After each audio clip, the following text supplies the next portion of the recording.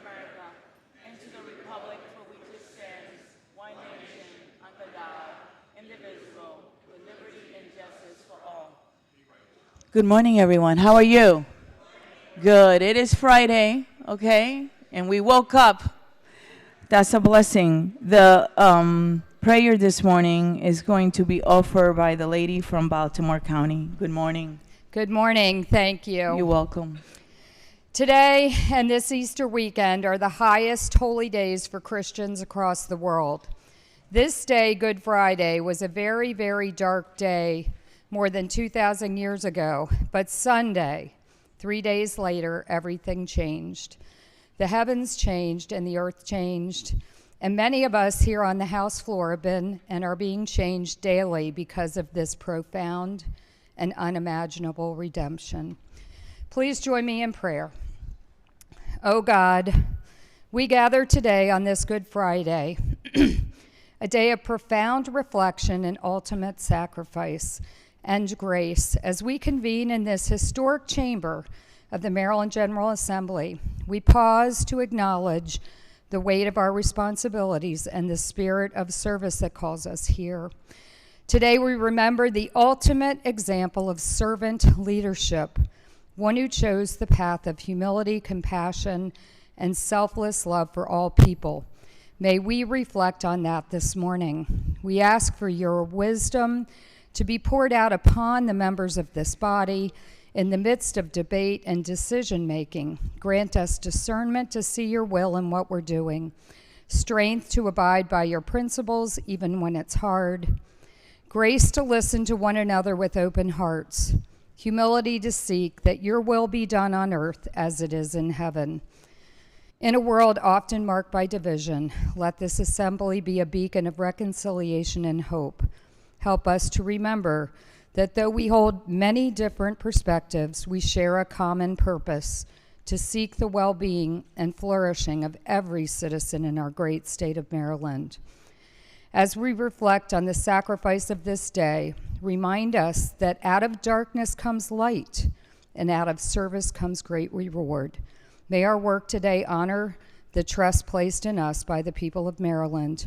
Finally, may those who celebrate this holiest of holidays and those who do not be given an extra portion of peace, love, grace, and joy today, Saturday, and Easter Sunday. Amen. Amen. Quorum call. Madam Speaker.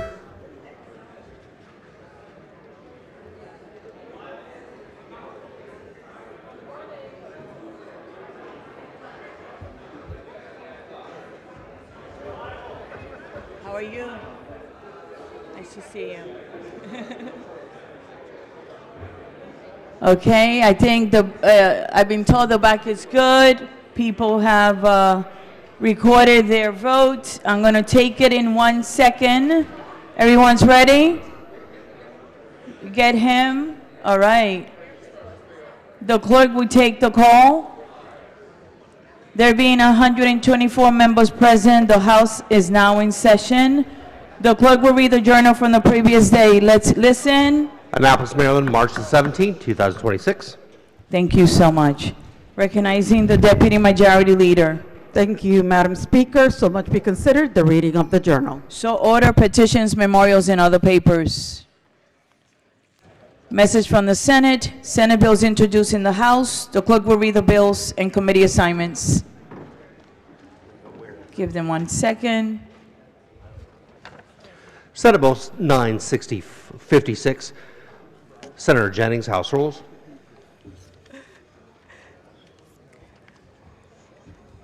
Thank you. Before we start our work, I want to let the body know that we have a lot, if I may, for a second, please. We have a lot of work today. It is going to be a very long day on the floor, so plan accordingly. Tomorrow, we have not made the decision. I have not made the decision yet. Depends on how the work goes today. We will be in Monday early. Next week, we will probably have double sessions. We will definitely, God willing, be in the following Saturday all day. I want you to plan accordingly.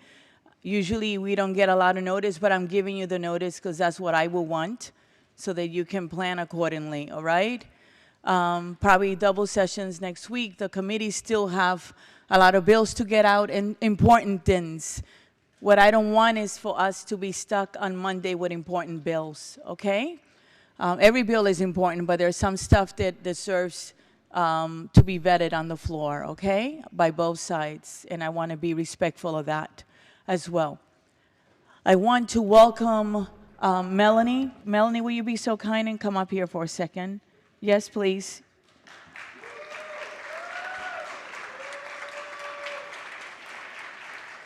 And Melanie is the person that you see in my office when you enter, right?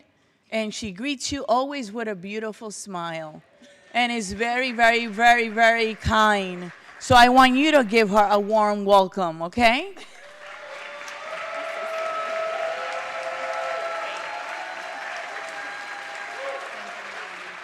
God love you so much. Thank you. I want to take a minute before we start just to thank the clerks, to thank the troopers, the amendment office, DLS, the committee staff, the interns, the fellows, the committee, yes, 1 minute, the committee staffers and lawyers and clerks and secretaries and the pages, everyone that has helped us in the last 90 days, you know, to get our work done. And in the next, in the next 11 days as well, because it takes a village, okay? And it is important for us to express gratitude always. So I wanted to say thank you to everyone, the entire complex. I do have another special, if we could give them a warm hand, and those that are listening. I do want to have a special guest. Mr. Brad, will you be so kind and come up here? And I have a very, very special guest that I know you guys adore his father and love his father very much. Can you tell them your full name? Brad Alexander Barham. This is, you know whose son he is? Bobby's son. Look at that. Look at that for you. For you. Okay.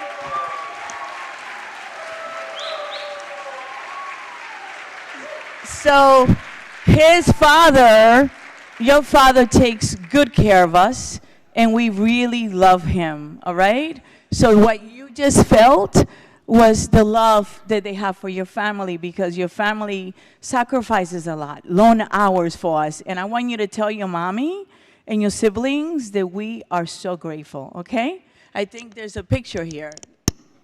Let's see, can we come this way?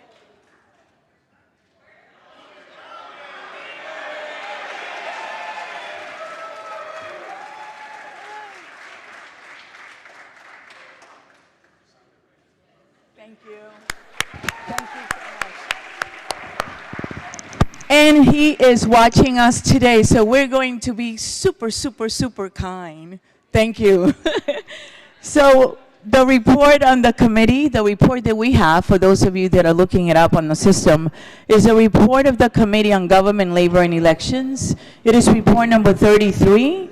The clerk will read the first bill, please. Senate Bill 6, State Personnel, Collective Bargaining, Non-Tenure Track Faculty, favorable. So the question before the House is the adoption of the favorable report. All in favor signify by saying aye. Opposed, no. The ayes have it. The favorable report is adopted. Are there any amendments to the bill as to its title? Hearing none, the bill is printed. Is order passed for third reading? The clerk will read the next bill, please. Senate Bill 80, Maryland Public Ethics Law, Financial Disclosure Statements, State Officials of and Candidates to be a State Official of the Judicial Branch, favorable. The question before the House is the adoption of the favorable report. All in favor signify by saying aye. Opposed, no. The ayes have it. The favorable report is adopted. Are there any amendments to the bill as to its title? Hearing none, the bill is order passed for third reading. The clerk will read the next bill, please. Senate Bill 91, State Board of Elections Address Confidentiality Program, Designation of Contact Person, favorable. The question before the House, again, is the adoption of the favorable report. All in favor signify by saying aye. Opposed, no. The ayes have it. The favorable report is adopted. Are there any amendments to the bill as to its title? Hearing none, the bill is order passed to third reading. The clerk will read the next bill, please. Senate Bill 100, Election Law Early Voting Centers, Bus Stops, favorable. The question before the House is the adoption of the favorable report. All in favor signify by saying aye. Opposed, no. The ayes have it. The favorable report is adopted. Are there any amendments to the bill as to its title? Hearing none, the bill is order passed to third reading. The clerk will be so kind and read the next bill. Senate Bill 128, Maryland Military Department Supervision of State Active Duty Personnel, favorable. The question before the House is the adoption of the favorable report. All in favor signify by saying aye. Opposed, no. The ayes have it. The favorable report is adopted. Are there any amendments to the bill as to its title? Hearing none, the bill is order passed to third reading. The clerk will read the next bill, please. Senate Bill 136, Collective Bargaining, Alcohol, Tobacco, and Cannabis Commission, Police Officers, favorable. The question before the House is the adoption of the favorable report. All in favor signify by saying aye. Opposed, no. The ayes have it. The favorable report is adopted. Are there any amendments to the bill as to its title? Hearing none, the bill is order passed to third reading. The clerk will read the next bill, please. Senate Bill 200, State Government Council for Open Data, Membership and Responsibilities, favorable. The question before the House is the adoption of the favorable report. All in favor signify by saying aye. Opposed, no. The ayes have it. The favorable report is adopted. Are there any amendments to the bill as to its title? Hearing none, the bill is order passed to third reading. The next report is the report of the Committee on Environment and Transportation. It is report number 18, and the clerk will read the first bill, please. House Bill 617, City of Frederick Noise Abatement Monitoring Systems, authorization, favorable. Thank you. The question before the House is the adoption of the favorable report. All in favor signify by saying aye. Opposed, no. The ayes have it. The favorable report is adopted. Are there any amendments to the bill as to its title? Hearing none, the bill is order passed.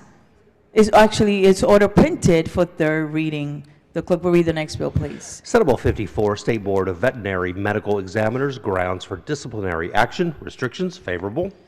The question before the House is the adoption of the favorable report. All in favor signify by saying aye. Opposed, no. The ayes have it. The favorable report is adopted. Are there any amendments to the bill as to its title? Hearing none, the bill is order passed to third reading. The clerk will read the next bill, please. Senate Bill 87, Motor Vehicle Administration Identification Cards, Licenses, and Permits, Repeal of Color Photograph Requirement, favorable. The question before the House is the adoption of the favorable report. All in favor signify by saying aye. Opposed, no. The ayes have it. The favorable report is adopted. Are there any amendments to the bill as to its title? Hearing none, the bill is order passed to third reading. The clerk will read the next bill, please. Senate Bill 125, Vehicle Laws, Transfer of Used Vehicles, Repeal of Notarized Bill of Sale Requirement, favorable. The question before the House is the adoption of the favorable report. All in favor signify by saying aye. Opposed, no. The ayes have it. The favorable report is adopted. Are there any amendments to the bill as to its title? Hearing none, the bill is order passed to third reading. The clerk will read the next bill, please. Senate Bill 130, Environment, Water, Individual Submeters, favorable. The question before the House is the adoption of the favorable report. All in favor signify by saying aye.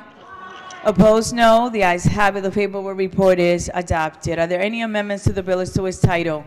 Hearing none, the bill is order passed to third reading. The clerk will read the next bill, please. Senate Bill 145, Motor Vehicles and Marine Vessels, Transfer on Death Designations, favorable. The question before the House is the adoption of the favorable report. All in favor signify by saying aye. Opposed, no. The ayes have it. The favorable report is adopted. Are there any amendments to the bill as to its title? Hearing none, the bill is order passed to third reading. The clerk will read the next bill, please. Senate Bill 149, Vehicle Laws, Heavyweight Port Corridor Permits, Regulations, favorable. The question before the House is the adoption of the favorable report. All in favor signify by saying aye. Opposed, no. The ayes have it. The favorable report is adopted. Are there any amendments to the bill as to its title? Hearing none, the bill is order passed to third reading. The clerk will read the next bill, please. Senate Bill 166, Shellfish Aquaculture Penalties, Suspension or Revocation of Permit or Registration Card. Favorable. The question before the House is the adoption of the favorable report. All in favor signify by saying aye.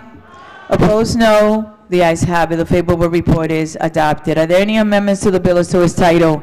Hearing none, the bill is order passed to third reading. The clerk will read the next bill, please. Senate Bill 184, Office of the Attorney General, Environment and Natural Resources Crimes Unit, Reporting Requirement. Favorable. The question before the House is the adoption of the favorable report. All in favor signify by saying aye. Opposed, no. The ayes have it. The favorable report is adopted. Are there any amendments to the bill as to its title? Hearing none, the bill is order passed to third reading. The clerk will read the next bill, please. Senate Bill 257, Mel Nolan Woodland Incentives and Fellowship Fund, Reporting. Favorable. The question before the House is the adoption of the favorable report. All in favor signify by saying aye. Opposed, no. The ayes have it. The favorable report is adopted. Are there any amendments to the bill as to its title? Hearing none, the bill is order passed to third reading. The clerk will read the next bill, please. Senate Bill 280, Natural Resources, State Parks, Terminology. Favorable. The question before the House is the adoption of the favorable report. All in favor signify by saying aye. Opposed, no. The ayes have it. The favorable report is adopted. Are there any amendments to the bill as to its title? Hearing none, the bill is order passed to third reading. The clerk will read the next bill, please. Senate Bill 473, Public Utilities for Hire Drivers and Transportation Network Operators, Human Trafficking Awareness and Prevention Training and Liability. Favorable. The question before the House is the adoption of the favorable report. All in favor signify by saying aye. Opposed, no. The ayes have it. The favorable report is adopted. Are there any amendments to the bill as to its title?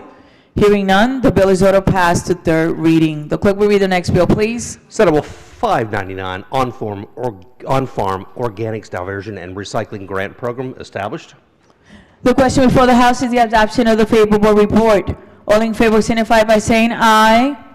Opposed, no. The ayes have it. The favorable report is adopted. Are there any amendments to the bill as to its title? Hearing none, the bill is order passed to third reading. The clerk will read the next bill, please. Senate Bill 610, Natural Resources, Invasive Blue Catfish Pilot Program alterations. Favorable. The question before the House is the adoption of the favorable report. All in favor signify by saying aye. Opposed, no. The ayes have it. The favorable report is adopted. Are there any amendments to the bill as to its title?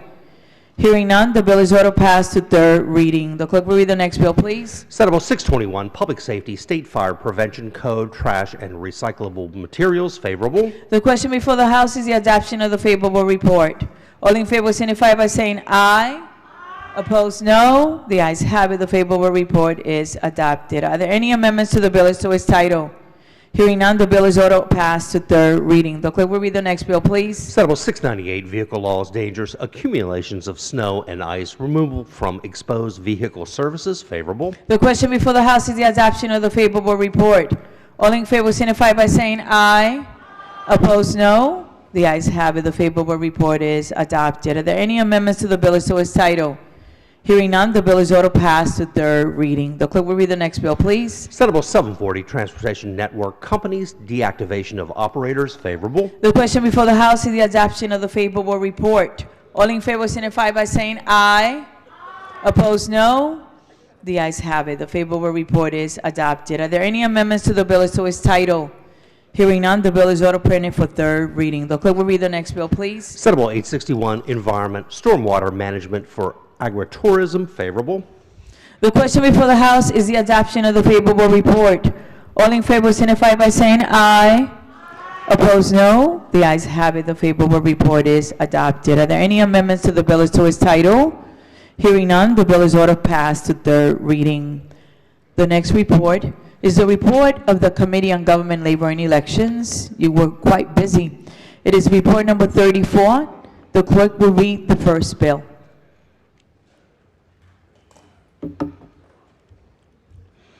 Senate Bill 241, Election Law, Individuals Released from State Correctional Facilities, Automatic Registration of Voter Registration. Favorable. The question before the House is the adoption of the favorable report. All in favor signify by saying aye. Opposed, no. The ayes have it. The favorable report is adopted. Are there any amendments to the bill as to its title? Hearing none, the bill is order passed to third reading. The clerk will read the next bill, please. Senate Bill 253, Baltimore County Public Library Collective Bargaining Supervisory Employees, favorable. The question before the House is the adoption of the favorable report. All in favor signify by saying aye. Opposed, no. The ayes have it. The favorable report is adopted. Are there any amendments to the bill as to its title? Hearing none, the bill is order printed, passed for third reading. The clerk will read the next bill, please. Senate Bill 363, Maryland Island Trade Commission Membership and Termination, altered and extended, favorable. The question before the House is the adoption of the favorable report. All in favor signify by saying aye. Opposed, no. The ayes have it. The favorable report is adopted. Are there any amendments to the bill as to its title? Hearing none, the bill is order passed to third reading. The clerk will read the next bill, please. Senate Bill 445, Employment Standards, Firefighters, Payment of Wages and Payroll Information, favorable. The question before the House is the adoption of the favorable report. All in favor signify by saying aye. Opposed, no. The ayes have it. The favorable report is adopted. Are there any amendments to the bill as to its title? Hearing none, the bill is order passed to third reading. The clerk will read the next bill, please. Senate Bill Thank you. 472, Baltimore County Code of Public Local Laws, 2025 edition, legalization, favorable. The question before the House is the adoption of the favorable report. All in favor signify by saying aye. Opposed, no. The ayes have it. The favorable report is adopted. Are there any amendments to the bill as to its title? Hearing none, the bill is order passed to third reading. The clerk will read the next bill, please. Senate Bill 758, Common Ownership Communities Candidate or Proposition Signs, display period, favorable. The question before the House is the adoption of the favorable report. All in favor signify by saying aye. Opposed, no. The ayes have it. The favorable report is adopted. Are there any amendments to the bill as to its title? Hearing none, the bill is order passed to third reading. The next report is the report on health. It is report number 26. The clerk will read the first bill. House Bill 1233, Washington County Mobile Food Service Facilities and Semi-Permanent Food Service Facilities, Toilet and Laboratories Facilities, favorable.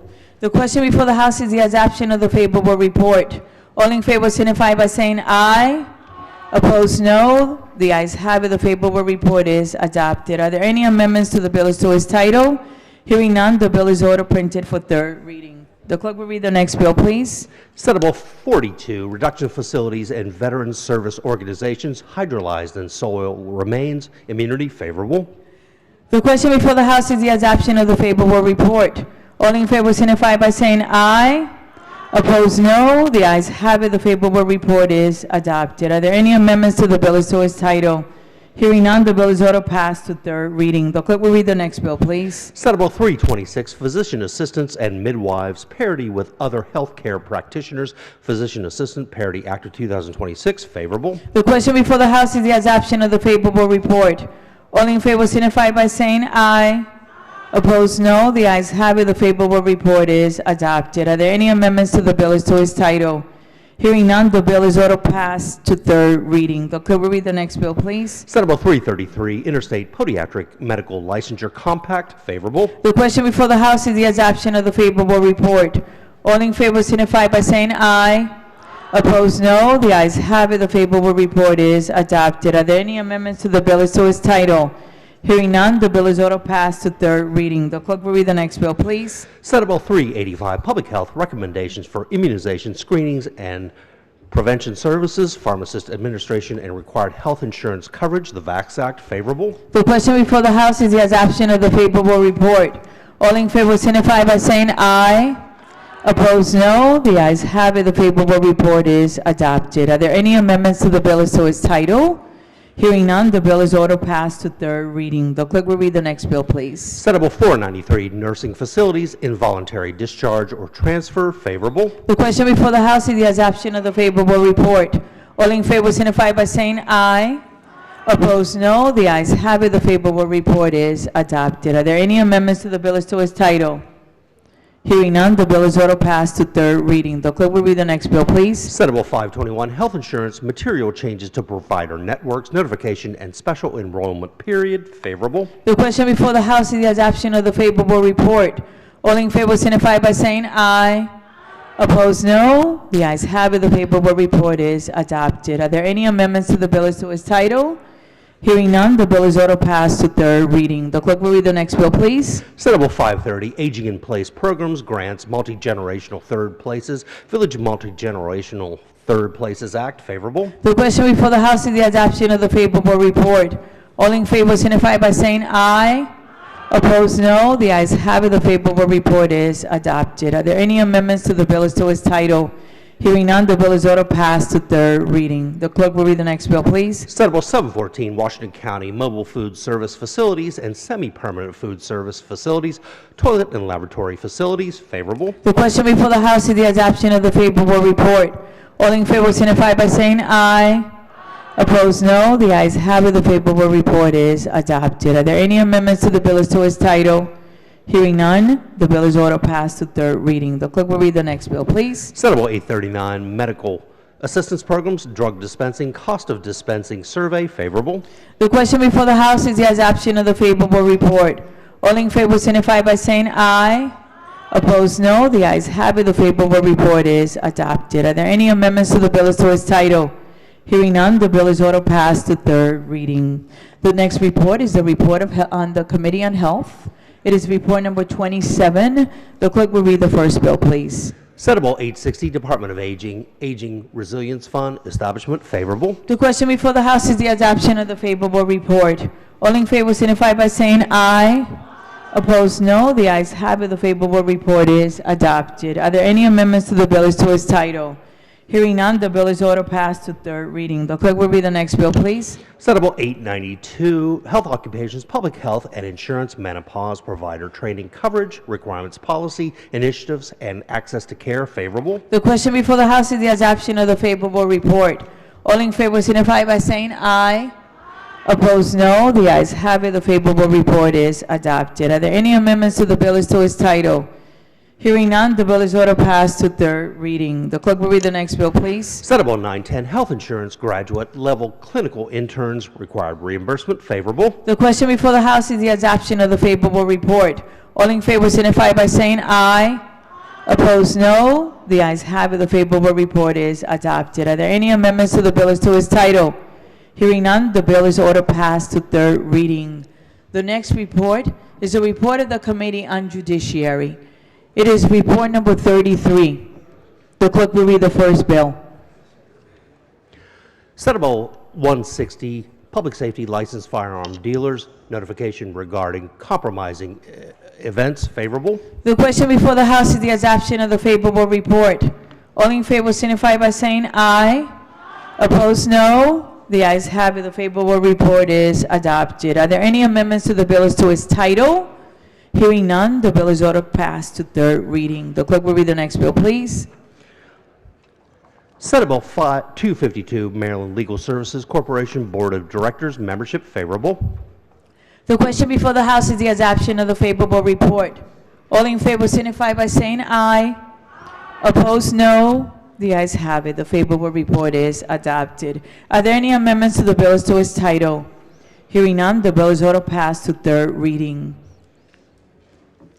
The next report, it is the report of the Committee on Judiciary. It is report number 34, and the clerk will read the first bill.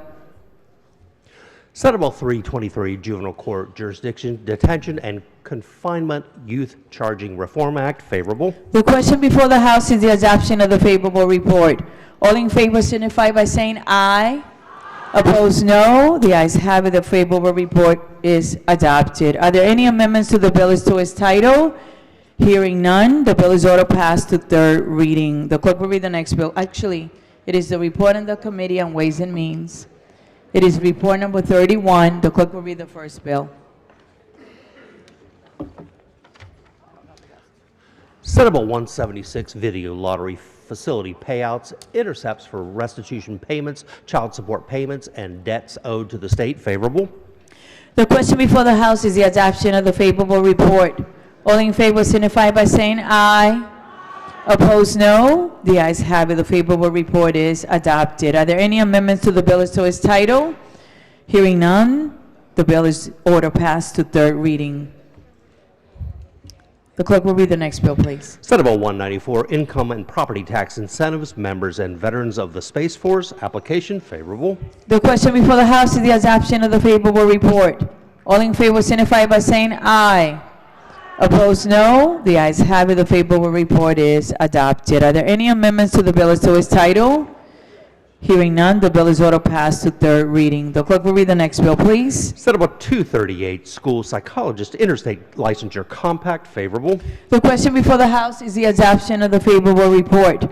All in favor signify by saying aye. Opposed, no. The ayes have it. The favorable report is adopted. Are there any amendments to the bill as to its title? Hearing none, the bill is ordered passed to third reading. The clerk will read the next bill, please. Senate Bill 263, Education Dependent Children of Active Service Members, Advanced Enrollment Procedures, favorable. The question before the House is the adoption of the favorable report.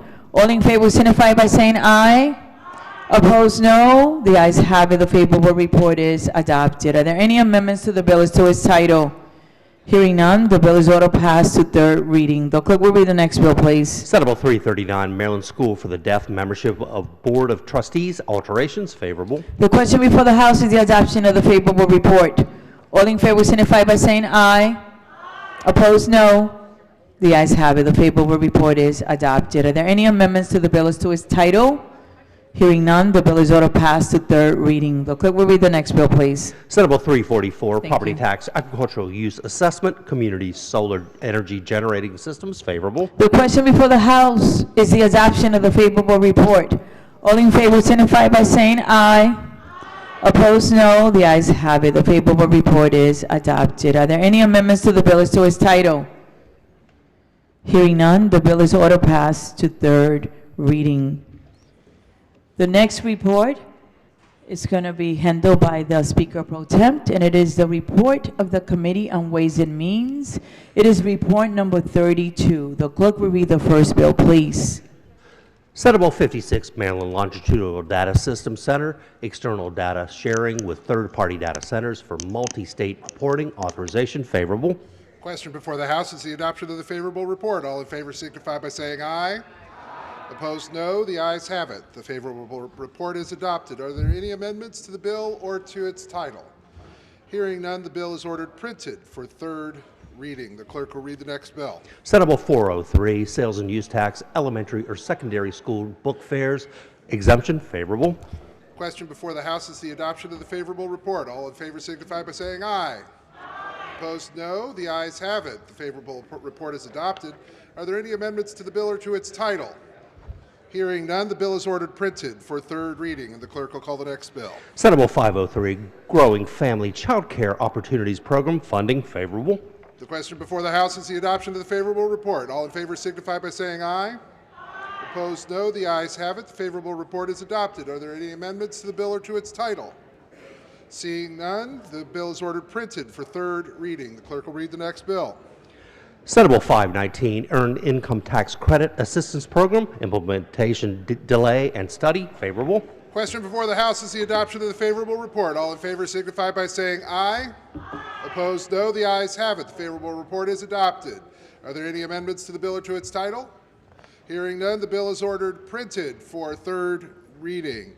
The clerk will read the next bill. Senate Bill 648, Local School Systems, Educator Screening, Educator Identification Clearinghouse, School Personnel Vetting and Hiring Transparency Act, favorable. The question before the House is the adoption of the favorable report. All in favor signify by saying aye.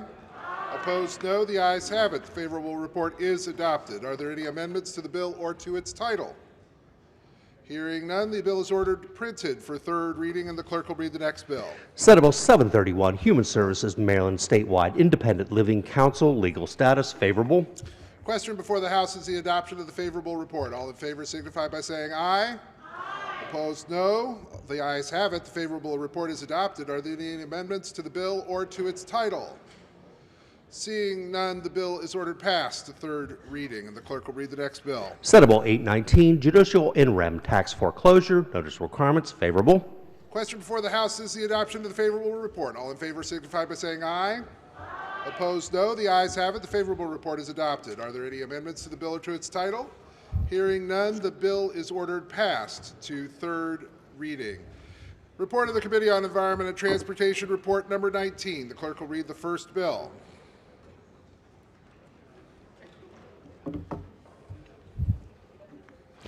House Bill 669, political subdivisions, third-party road improvements, satisfactory completion. Favorable amendments. Amendment number 1. Floor leader, the chairman. Delegate for Baltimore City. Thank you, Mr. Speaker. House Bill 669. Move so much. Move so much be considered the reading of the amendments. So ordered. As amended, House Bill 669 authorizes the State Highway Administration to require non-governmental applicants for highway work permits to submit a schedule for the work to be performed under the permit. A permit holder is required to perform the work in accordance with the work schedule and any extensions subject to permit revocation and liability for damages. The First Amendment strikes the prohibition against a political subdivision issuing a use and occupancy permit to a non-compliant permit holder, and the Second Amendment strikes the limited application of the bill. Move the amendments. Question before the House is the adoption of the amendments. All in favor signify by saying aye. Opposed, no. The ayes have it. The amendments are adopted. The question now is the adoption of the favorable report as amended. All in favor signify by saying aye. Opposed, no. The ayes have it. The favorable report is adopted. Are there any additional amendments to the bill or to its title? Seeing none, the bill is ordered printed for third reading. Clerk will call the next bill. House Bill 1621, wastewater treatment plants, discharges, monitoring, reporting, and requirements. Favorable amendments. Amendment number Floor 1. leader. Thank you, Mr. Speaker. So much be considered the reading of the amendments. So ordered. Amendment number 1 is technical. Amendment number 2 strikes provisions that would have established various monitoring, evaluation, reporting, and other requirements for MDE and wastewater treatment plants, and instead requires certain wastewater treatment plants to publish information regarding changes on their website and conduct required testing as specified. Move the amendments, Mr. Speaker. The question before the House is the adoption of the amendments. All in favor signify by saying aye. Thank you. Opposed, no. Opposed, no. The ayes have it. The amendment is adopted. The question now is the adoption of the favorable report as amended. All in favor signify by saying aye. Opposed, no. The ayes have it. The favorable report is adopted. Are there any additional amendments to the bill or to its title? Seeing none, the bill is ordered printed for third reading, and the clerk will call the next bill. Senate Bill 164, Natural Resources, Pamela J. Kelly, Tremendous Maryland Program, alterations. Favorable amendments. Amendment number 1. Floor leader. Thank you, Mr. Speaker. So much be considered the reading of the amendment. So ordered. Thank you, Mr. Speaker. As amended, SB 164 is a departmental bill in the same posture as HB 255. It alters the stated purpose of the Pamela J. Kelly Tremendous Maryland Program to be 1, the promotion of community participation in tree planting and stewardship, and 2, the planting and maintenance of native trees and shrubs through community forestry activities. Committee amendment returned the maintenance of native trees as stated purpose of the program. Move the amendment, Mr. Speaker. Question before the House is the adoption of the amendment. All in favor signify by saying aye. Opposed, no. The ayes have it. The amendment is adopted. The question now is the adoption of the favorable report as amended. All in favor signify by saying aye. Opposed, no. The ayes have it. The favorable report is adopted. Are there any additional amendments to the bill or to its title? Seeing none, the bill is ordered passed to third reading, and the clerk will call the next bill. Senate Bill 266, Local Government, Regulatory Powers, Regulation of Invasive Trees. Favorable amendments. Amendment number 1. To the floor leader. Thank you, Mr. Speaker. Move so much be considered the reading of the amendments. So ordered. The committee amendments conform the bill to House Bill 35 as passed by the House. The amendments are technical. Move the amendments, Mr. Speaker. The question before the House is the adoption of the amendments. All in favor signify by saying aye. Opposed, no. The ayes have it. The amendments are adopted. The question now is the adoption of the favorable report as amended. All in favor signify by saying aye. Opposed, no. The ayes have it. The favorable report is adopted. Are there any additional amendments to the bill or to its title? Hearing none, the bill is ordered passed to third reading. The clerk will call the next bill. Senate Bill 487, Motor Vehicle Speed Monitoring System, Safety Corridors, Vulnerable Road User Protection Act of 2026. Favorable amendments. Amendment number 1. Floor leader. Thank you, Mr. Speaker. Senate Bill 487. Move so much be considered the reading of the amendments. So ordered. Thank you, Mr. Speaker. As amended, Senate Bill 47 authorizes the State Highway Administration to place and use speed monitoring systems on segments of highway identified as safety corridors under federal law. SHA may also authorize a local government to place and use such systems on state highways. The committee amendments lower the warning period from 90 to 30 days, matching the 2025 legislation governing I-695 and I-83 in Baltimore County. Move the amendments. The question before the House is the adoption of the amendments. All in favor signify by saying aye. Opposed, no. The ayes have it. The amendment is adopted. Now, the question now is the adoption of the favorable report as amended. All in favor signify by saying aye. Opposed, no. The ayes have it. The favorable report is adopted. Are there any additional amendments to the bill or to its title? Seeing none, the bill is ordered passed for third reading. Clerk will call the next bill. Senate Bill 553, Commission to Advance Lithium-Ion Battery Safety in Maryland Reestablishment. Favorable amendments. Amendment number 1. Floor leader. Thank you, Mr. Speaker. So much be considered the reading of the amendments. So ordered. As amended, Senate Bill 553 is identical to House Bill 833, which passed unanimously out of the House, and it adds one additional representative to the Commission in order to confirm with that House bill. Move the amendments, Mr. Speaker. Question before the House is the adoption of the amendments. All in favor signify by saying aye. Opposed, no. The ayes have it. Amendments adopted. The question now is the adoption of the favorable report as amended. All in favor signify by saying aye. Opposed, no. The ayes have it. The favorable report is adopted. Are there any additional amendments to the bill or to its title? Seeing none, the bill is ordered passed to third reading. The clerk will call the next bill. Senate Bill 879, Baltimore City Natural Resources Archery Hunting Safety Zones. Favorable amendments. Amendment number 1. Floor leader. Thank you, Mr. Speaker. So much be considered the reading of the amendment. So ordered. Thank you, Mr. Speaker. As amended, SB 879 decreases the archery hunting safety zone in Baltimore City from 150 yards to 50 yards from a dwelling house, church, or any other building or camp occupied by human beings. Committee amendment strikes the exception for Legislative District 43A. Move the amendment. The question before the House is the adoption of the amendment. All in favor signify by saying aye. Opposed, no. The ayes have it. The amendment is adopted. The question now is the adoption of the favorable report as amended. All in favor signify by saying aye. Opposed, no. The ayes have it. The favorable report is adopted. Are there any further amendments to the bill or to its title? Hearing none, the bill is ordered passed for third reading. Report of the Committee on Government, Labor, and Elections, report number 32. The clerk will call the first bill. House Bill 106, State Personnel Collective Bargaining, Non-Tenure Track Faculty. Favorable amendments. Amendment number 1. Floor leader. Thank you, Mr. Speaker. Move so much be the reading of the amendments. So ordered. Amendment number 1 is technical. Amendment number 2 conforms HB 106 to the Senate bill, which we just considered. And what that does is exempt the University of Maryland Global Campus, employees whose place of employment is outside the state, and those who are fully funded from outside or clinical sources and whose primary assignments are not academic instruction. Move the amendments. Question before the House is the adoption of the amendments. All in favor signify by saying aye. Opposed, no. The ayes have it. The amendment's adopted. Question now is the adoption of the favorable report as amended. All in favor signify by saying aye. Opposed, no. The ayes have it. The favorable report is adopted. Are there any additional amendments to the bill or to its title? Hearing none, the bill is ordered printed for third reading. Clerk will call the next bill. Senate Bill 11, Campaign Financing Reporting Deadline, and Fair Campaign Financing Fund Distributions. Favorable amendments. Amendment Floor 1. leader. Thank you, Mr. Speaker. So much be considered the reading of the amendments. So ordered. The amendments are technical. Please move the amendments, Mr. Speaker. Question before the House is the adoption of the amendments. All in favor signify by saying aye. Opposed, no. The ayes have it. The amendments are adopted. The question now is the adoption of the favorable report as amended. All in favor signify by saying aye. Opposed, no. The ayes have it. Favorable report is adopted. Are there any additional amendments to the bill or to its title?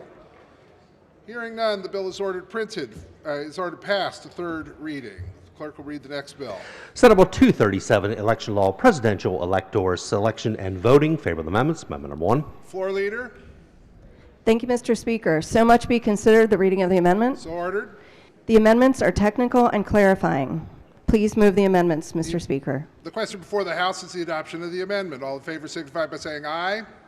Opposed, no. The ayes have it. The amendment's adopted. The question now is the adoption of the favorable report as amended.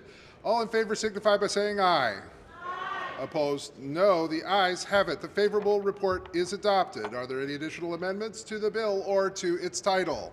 Seeing none, the bill is ordered passed for third reading. Clerk will call the next bill. Senate Bill 670, Election Law, Authority at Polling Places, Revisions. Favorable amendments. Amendment number 1. The floor leader. Thank you, Mr. Speaker. So much be considered the reading of the amendments. Ordered. The amendments alter the individuals who are authorized to take action to keep order in a polling place to include the deputy to the state administrator of elections and remove a local election director's designee. Please move the amendments, Mr. Speaker. This question before the House is the adoption of the amendment. All in favor signify by saying aye.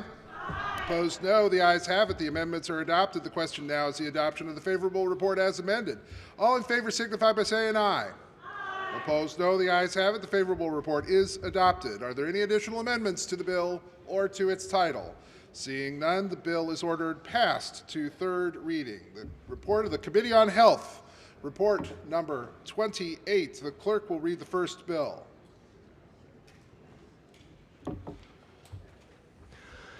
Senate Bill 412, Maryland Department of Health, Forensic Review Boards and Community Forensic Aftercare Program. Favorable amendments. Amendment number 1. The floor leader from Howard County, who needs a moment Thank you. to find something. I've got a lot of stuff her in front of me, folder. sir, but thank you, Mr. Speaker. You're very welcome. All right, move so much be the reading of the amendments. So ordered.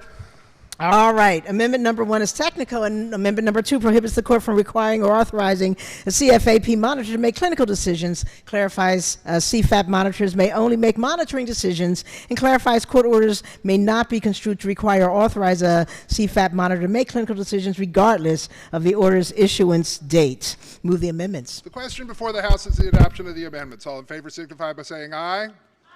Opposed, no. The ayes have it. The amendment's adopted. Now, the question now is the adoption of the favorable report as amended. All in favor signify by saying aye. Opposed, no. The ayes have it. The favorable report is adopted. Are there any additional amendments to the bill or to its title? Hearing none, the bill is ordered passed to third reading, and the clerk will read the next bill. Senate Bill 413, State Board of Morticians and Funeral Directors, Board Operations and Regulation of Crematories and Reduction Facilities. Favorable amendments. Amendment number 1. Mr. Speaker. Floor leader. Move so much be considered the reading of the amendments. So ordered. Amendment number 1 is technical. Amendment number 2 makes technical corrections to conform the bill to HB 698 as it passed the House 136-0. Move the amendments. Question before the House is the adoption of the amendments. All in favor signify by saying aye. Opposed, no. The ayes have it. The amendments are adopted. The question now is the adoption of the favorable report as amended. All in favor say aye.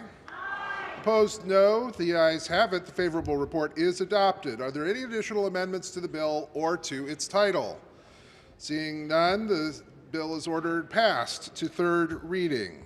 The clerk will call the next bill.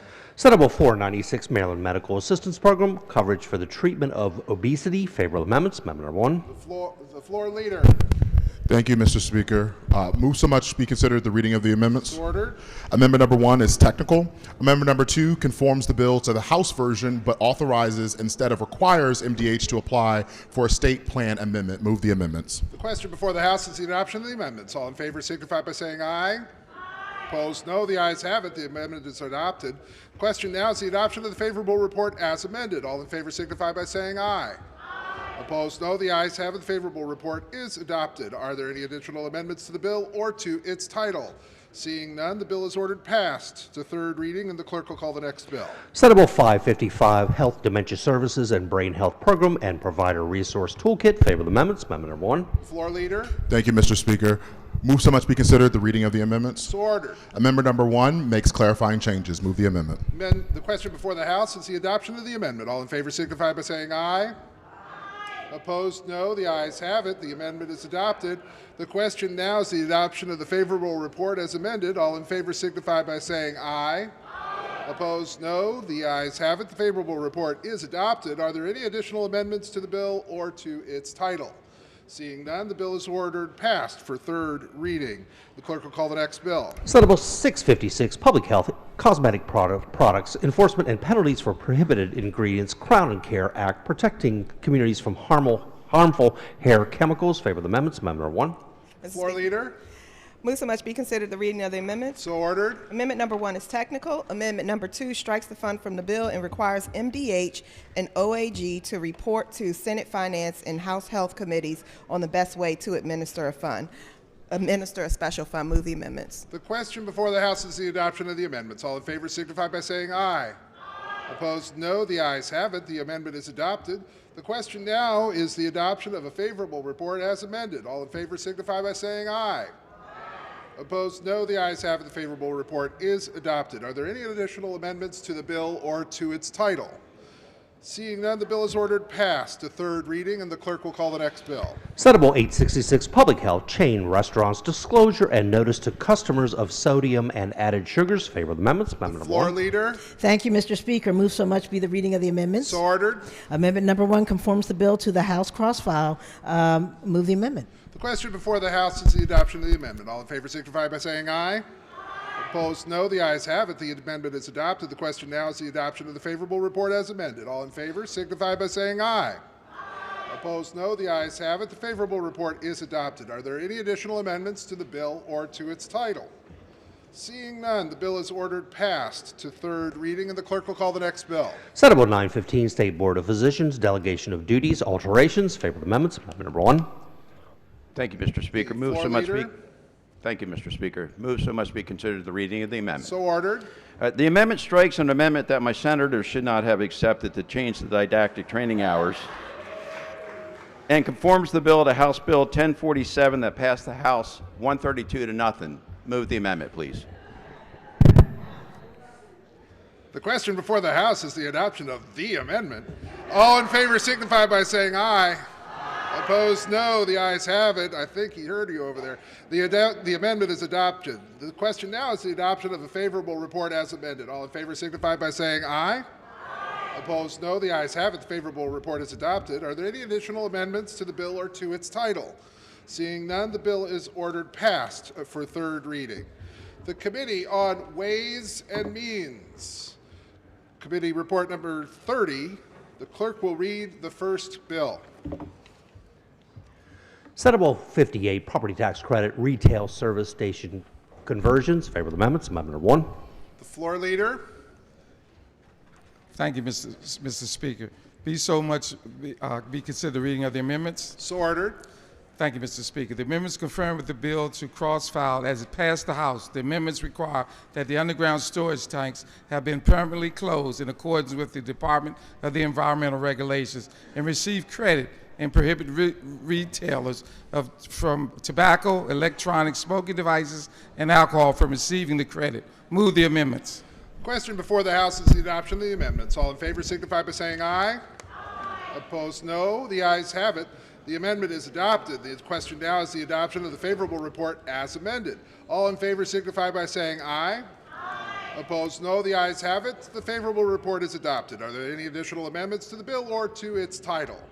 Seeing none, the bill is ordered passed to third reading, and the clerk will call the next bill. Senate Bill 440, Income Tax Theatrical Production Tax Credit, Sunset Extension. Favor of the amendments. Amendment Floor number 1. leader. Thank you, Mr. Speaker. So much be considered the reading of the amendments. So ordered.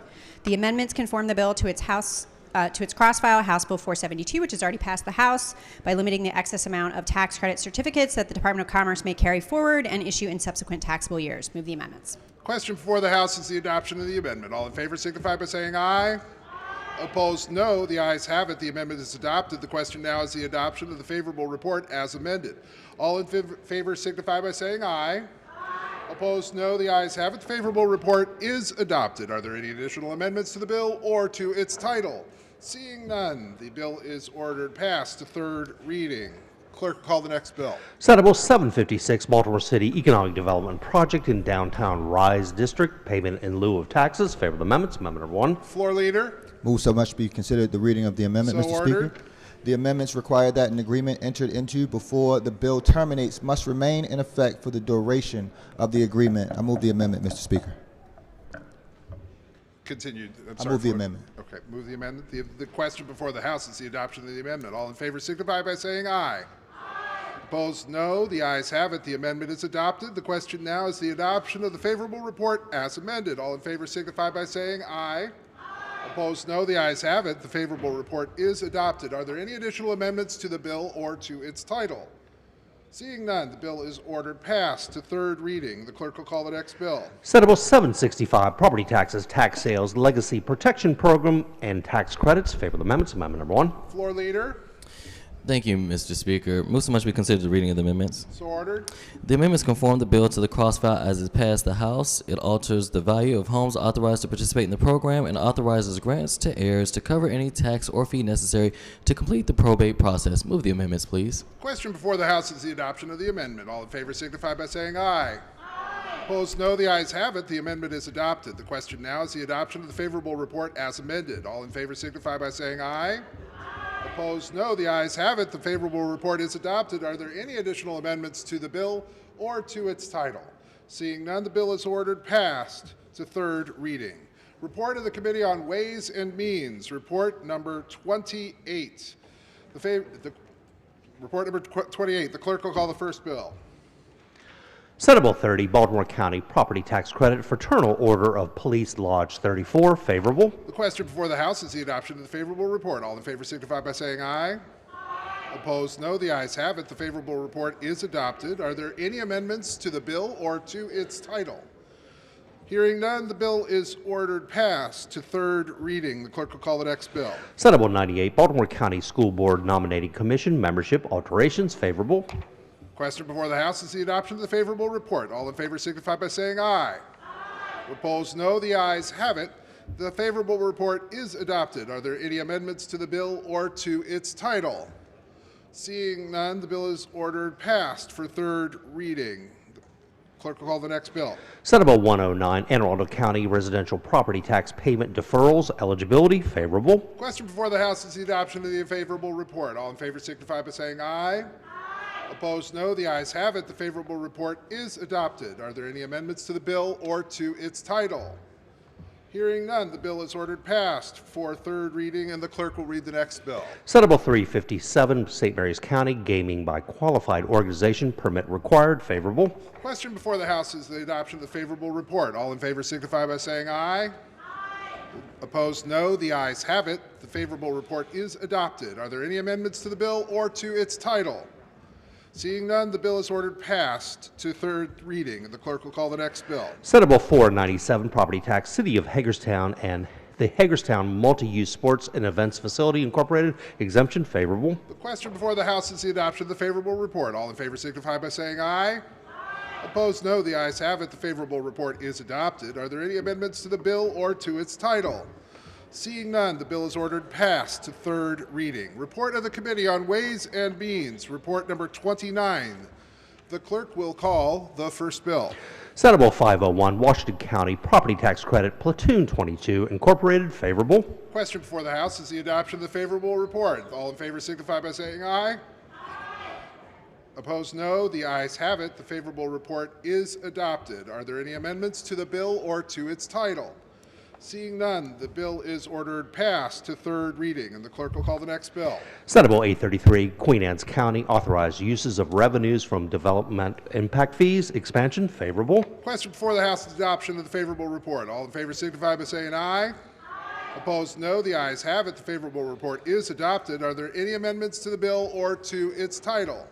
Seeing none, the bill is ordered passed to third reading, and the clerk will call the next bill. Senate Bill 847, Wacomico County Property Tax Credit, Salisbury Neighborhood Housing Services Incorporated. Favorable. Question before the House is the adoption of the favorable report. All in favor signify by saying aye. Opposed, no. The ayes have it. The favorable report is adopted. Are there any amendments to the bill or to its title? Hearing none, the bill is ordered passed to third reading. The clerk will call the next bill. Senate Bill 851, Anne Arundel County Property Tax Credit, Rural Legacy Program. Favorable. The question before the House is the adoption of the favorable report. All in favor signify by saying aye. Opposed, no. The ayes have it. The favorable report is adopted. Are there any amendments to the bill or to its title?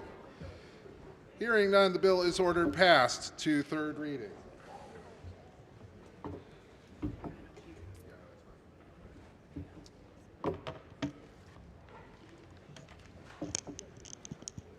Thank you very much. We have the special order calendar, House Bill number 45. The clerk, actually, Yeah. So I'm going to be, the clerk will read the bill, then I'm going to be recognizing the maker of the motion. Clerk House Bill will read the bill. 45, Labor Employment, Mandatory Meetings on Religious or Political Matters, Employee Attendance and Participation, Maryland Worker Freedom Act. Favor report adopted. Thank you so much. Recognizing the minority leader. Thank you, Madam Speaker. You're I have an welcome. amendment at the desk 670326/1. Amendment number 1. Thank you, Madam Speaker. You're welcome. This bill is commonly referred to across the United States as a captive audience Can we bill. please listen? Thank you so much. The bill is likely unconstitutional. You hear us say that frequently. That is because, for whatever reason, we continue to promulgate bills that, once again, our own Attorney General, the Honorable Anthony Brown, Democrat, fighter of the Trump administration, he and his staff promulgated a letter dated April the 2nd, 2026. I think if I'm doing my math right, the days here seem like weeks and we all want to get the hell out of here. But I think April the 2nd was yesterday, I think. And on April the 2nd, the Attorney General's office of the state of Maryland, if this bill passes, in my view, there is a strong possibility the state will be sued. If so, there is a significant risk that the law could be found to be unconstitutional under the Free Speech Clause of the First Amendment and or under the Supremacy Clause due to preemption. This was the outcome of the only reported case decision on the merits of a lawsuit challenging a similar mandatory meeting law so far. Even so, they go on to suggest that there's a reasonable argument that HB 45 regulates permissible conduct, not speech, or could fall under captive audience jurisprudence and would not violate the First Amendment. But even so, I still think the risk of preemption is substantial. I don't mean to bore all the non-lawyers with what preemption is, but what preemption says is if, and we say it to you hundreds of times, I'm sick of saying it myself, we ain't the federal government. You're not in charge. You're not in charge of the federal government. If the federal government's in charge of anything, whether you like the federal government, I was not a fan of the Obama administration. When they did things, they were the federal government. You are not fans of the Trump administration. When they do things, they are the federal government. That's how the United States of America works. And if we try to get around that, we cease to become the United States of America. We're not a country anymore. We're not a federal system. We're just a bunch of people fighting with each other, which maybe that's what we've devolved into. The amendment at the desk, and I'll tell you, here's the interesting little quirk I found out about this. The interesting little quirk about captive audience, which essentially says that an employer cannot compel employees to attend meetings to discuss topics that maybe they don't want to hear. This bill talks about political matters or religious matters. And what it really, the genesis of it really is, historically is, you can't have a meeting with your employees to discourage them or give you your perspective as the employer about unionization. You can't say everybody's got to meet tomorrow at 9 o'clock. I got you for half an hour. I'm going to tell you guys, hey, if you unionize, it's going to cost us a lot of money. And our response may be we might have to cut jobs. We don't want to do that, but we might. That's a possibility. And people don't want that. They don't want to do that because, shocker, human nature, that has a tendency to make workers say, I don't want to vote to unionize. I have a free vote. I have a free will. National Labor Relations Board, again, a federal agency, conducts the elections. And the workers say, you know, I met with my employer. We had a meeting, and I'm kind of discouraged about this. I'm not sure this is such a good idea for me and my family. And so they don't do it. Well, unions don't like that. They want you to vote to unionize. That's how they exist. And unions, as I've said here on other occasions, I'm not an enemy of private sector unions. I think private sector unions in some circumstances do a lot of good, historically. But here's the little quirk of this. The National Labor Relations Board, under President Joseph Biden, a few years ago, just a couple years ago, issued an order that bans the type of meetings that this bill is trying to get to, federally. So as a matter of federal law this afternoon, you can't do it.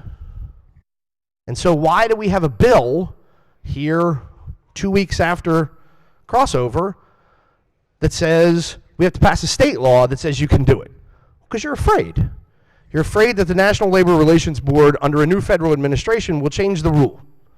And when they change the rule, you want to say, federal rule, that's cool, that's great. Not here in Maryland. We're the People's Republic.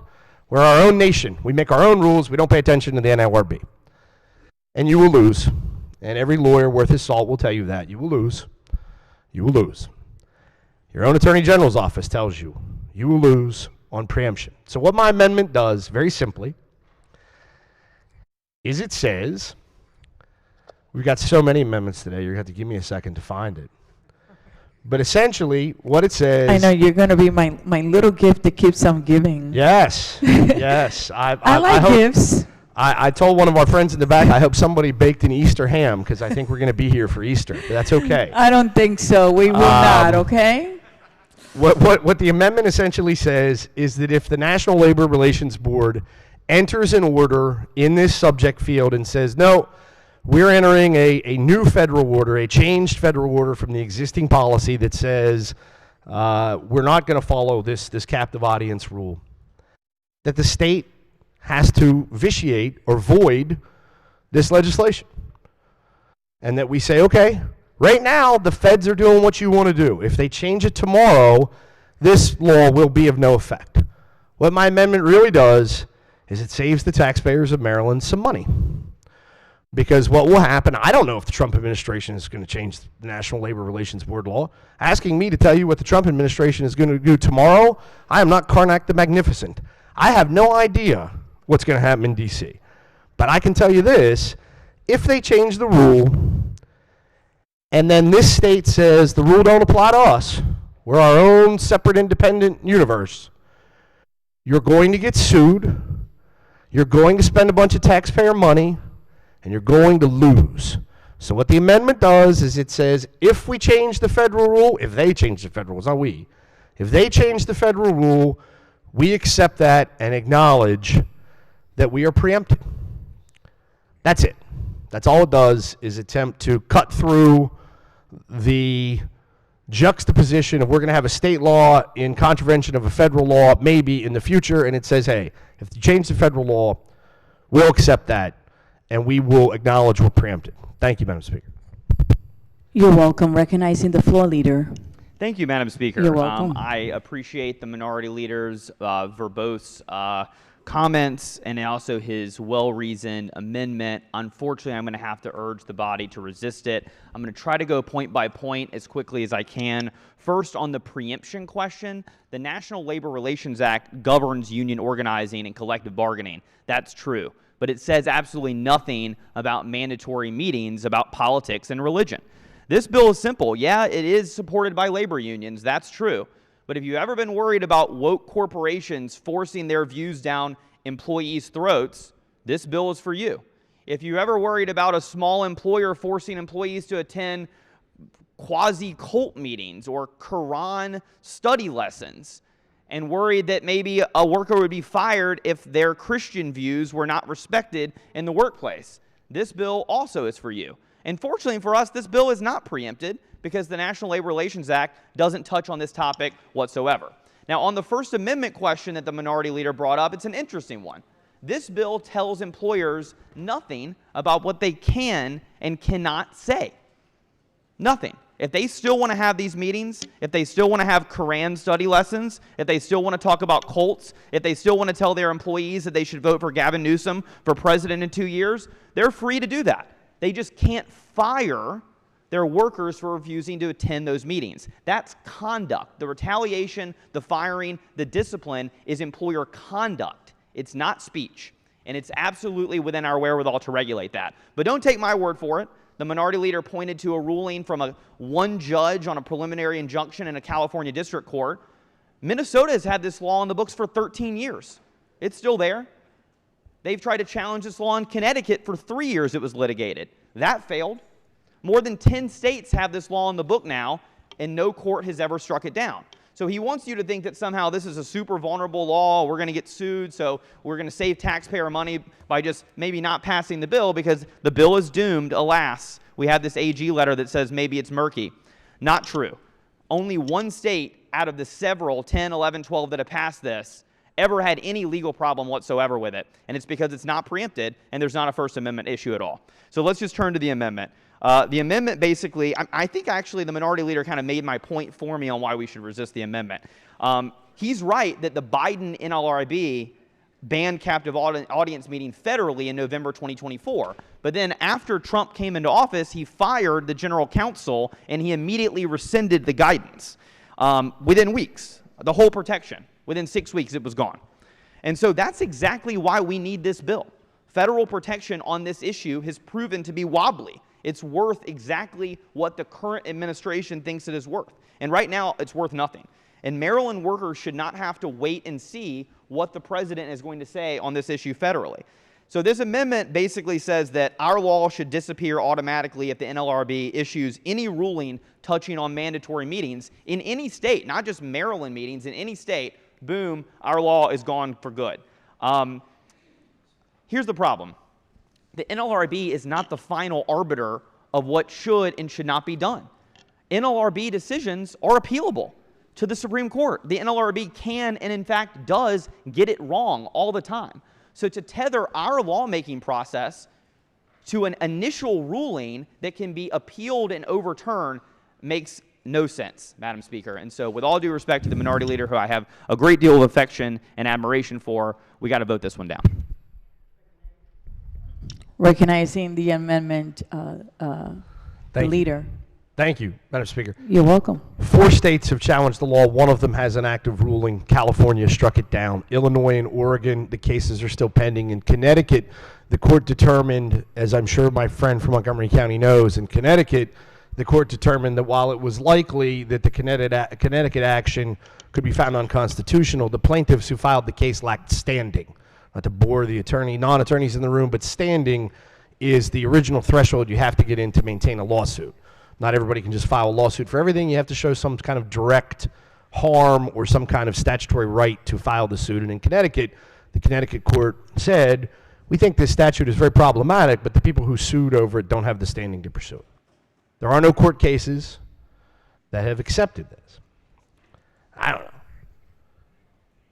What days do you guys believe the Attorney General's office? Which day is it? On Monday, if he sues the Trump administration, he's absolutely right. On Tuesday, if he writes a letter to this body and says something's wrong with the statute, he's absolutely wrong. On Wednesday, if he does what days? What days do you believe that he's right? What days do you believe that he's wrong? Or is it all about whose ox is being gored? There's a phrase you learn in law school. It's called cui bono. Who benefits? And it seems to me that we're not very honest about how we take the legal advice that we get from the state's leading law firm, which is the Attorney General's office. If they tell you that your bill is bad, you say, you don't know what you're talking about. If they tell you that their lawsuit is going to win and it fits your political mood, you go, genius. That's not real. I simply would suggest again that at the end of the day, if you're regulating in space and you read the court decisions that are reserved to the NLRB or they've taken adverse action, that this is simply a law that is unnecessary. The amendment makes it say you can keep it unless and until the feds change it. If you want it, if people want it on the books, if people want it for whatever reasons, that's fine. But if the feds change the rule, you're going to have to follow them. But move the amendment, Madam The question before the House is the adoption of the amendment. All in favor signify by saying aye. Opposed, no. The clerk will call the roll. Madam Speaker. Has everyone recorded their vote? The clerk will take the call. There being 89 votes in the negative, the amendment fails. Are there any additional amendments to the bill as to its title? I have one additional, Recognizing the Minority Leader. It looks like 573422/1. Amendment number 1. Move so much be considered the reading of the amendment. Thank you, Madam Speaker. You're welcome. The amendment strikes on page 2 of the bill lines 5 through 9.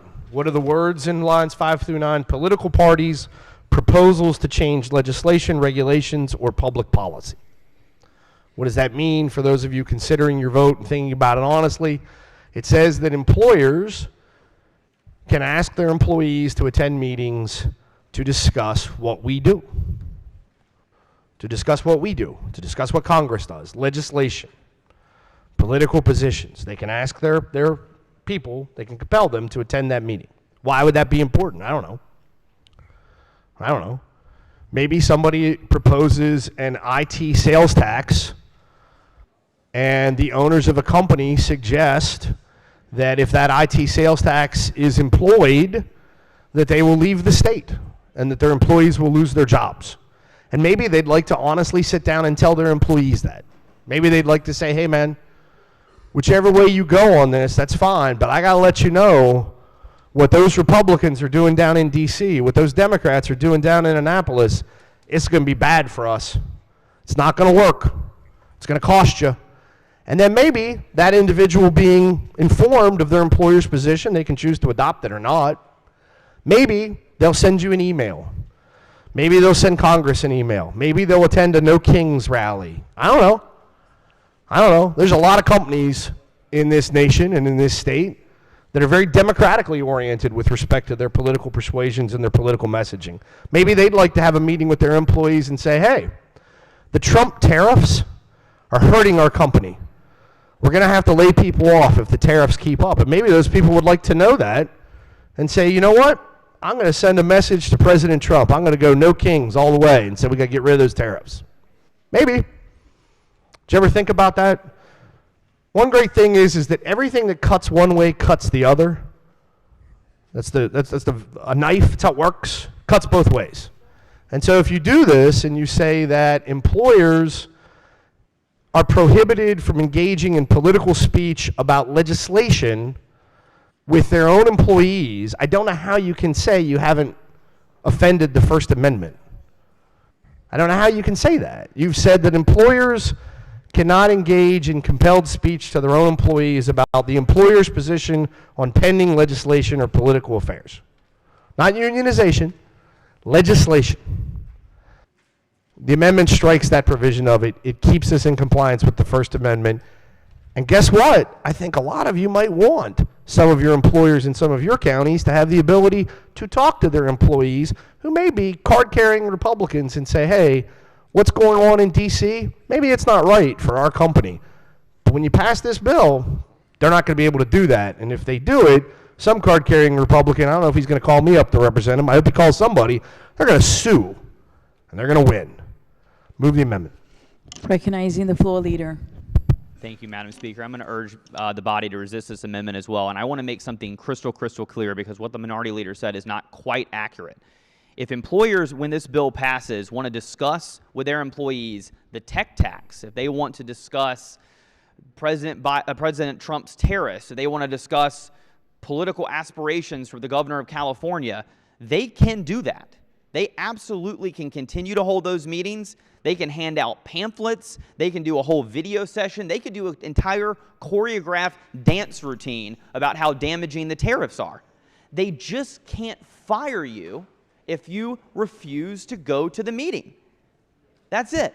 And so what this amendment does is attempt to strike from the definition of political matters, political parties, proposals to change legislation, proposals to change regulations, and proposals to change public policies. And specifically what this removes would be something like a mandatory all-hands meeting where a tech company requires every employee to attend a presentation on why the company supports open borders, immigration policy, and they hand out postcards pre-addressed to their legislators and say, send this into the Senate. This is just not what should be happening in our workplaces. But if it does, you shouldn't be able to fire your workers for not attending. We want our workplaces to be a place where work is done, not politics shoved down people's throat, not religion shoved down people's throat. But if you want to do it, whether under this amendment or under the bill or whatever, you can. Just don't fire people if they don't want to be part of your propaganda.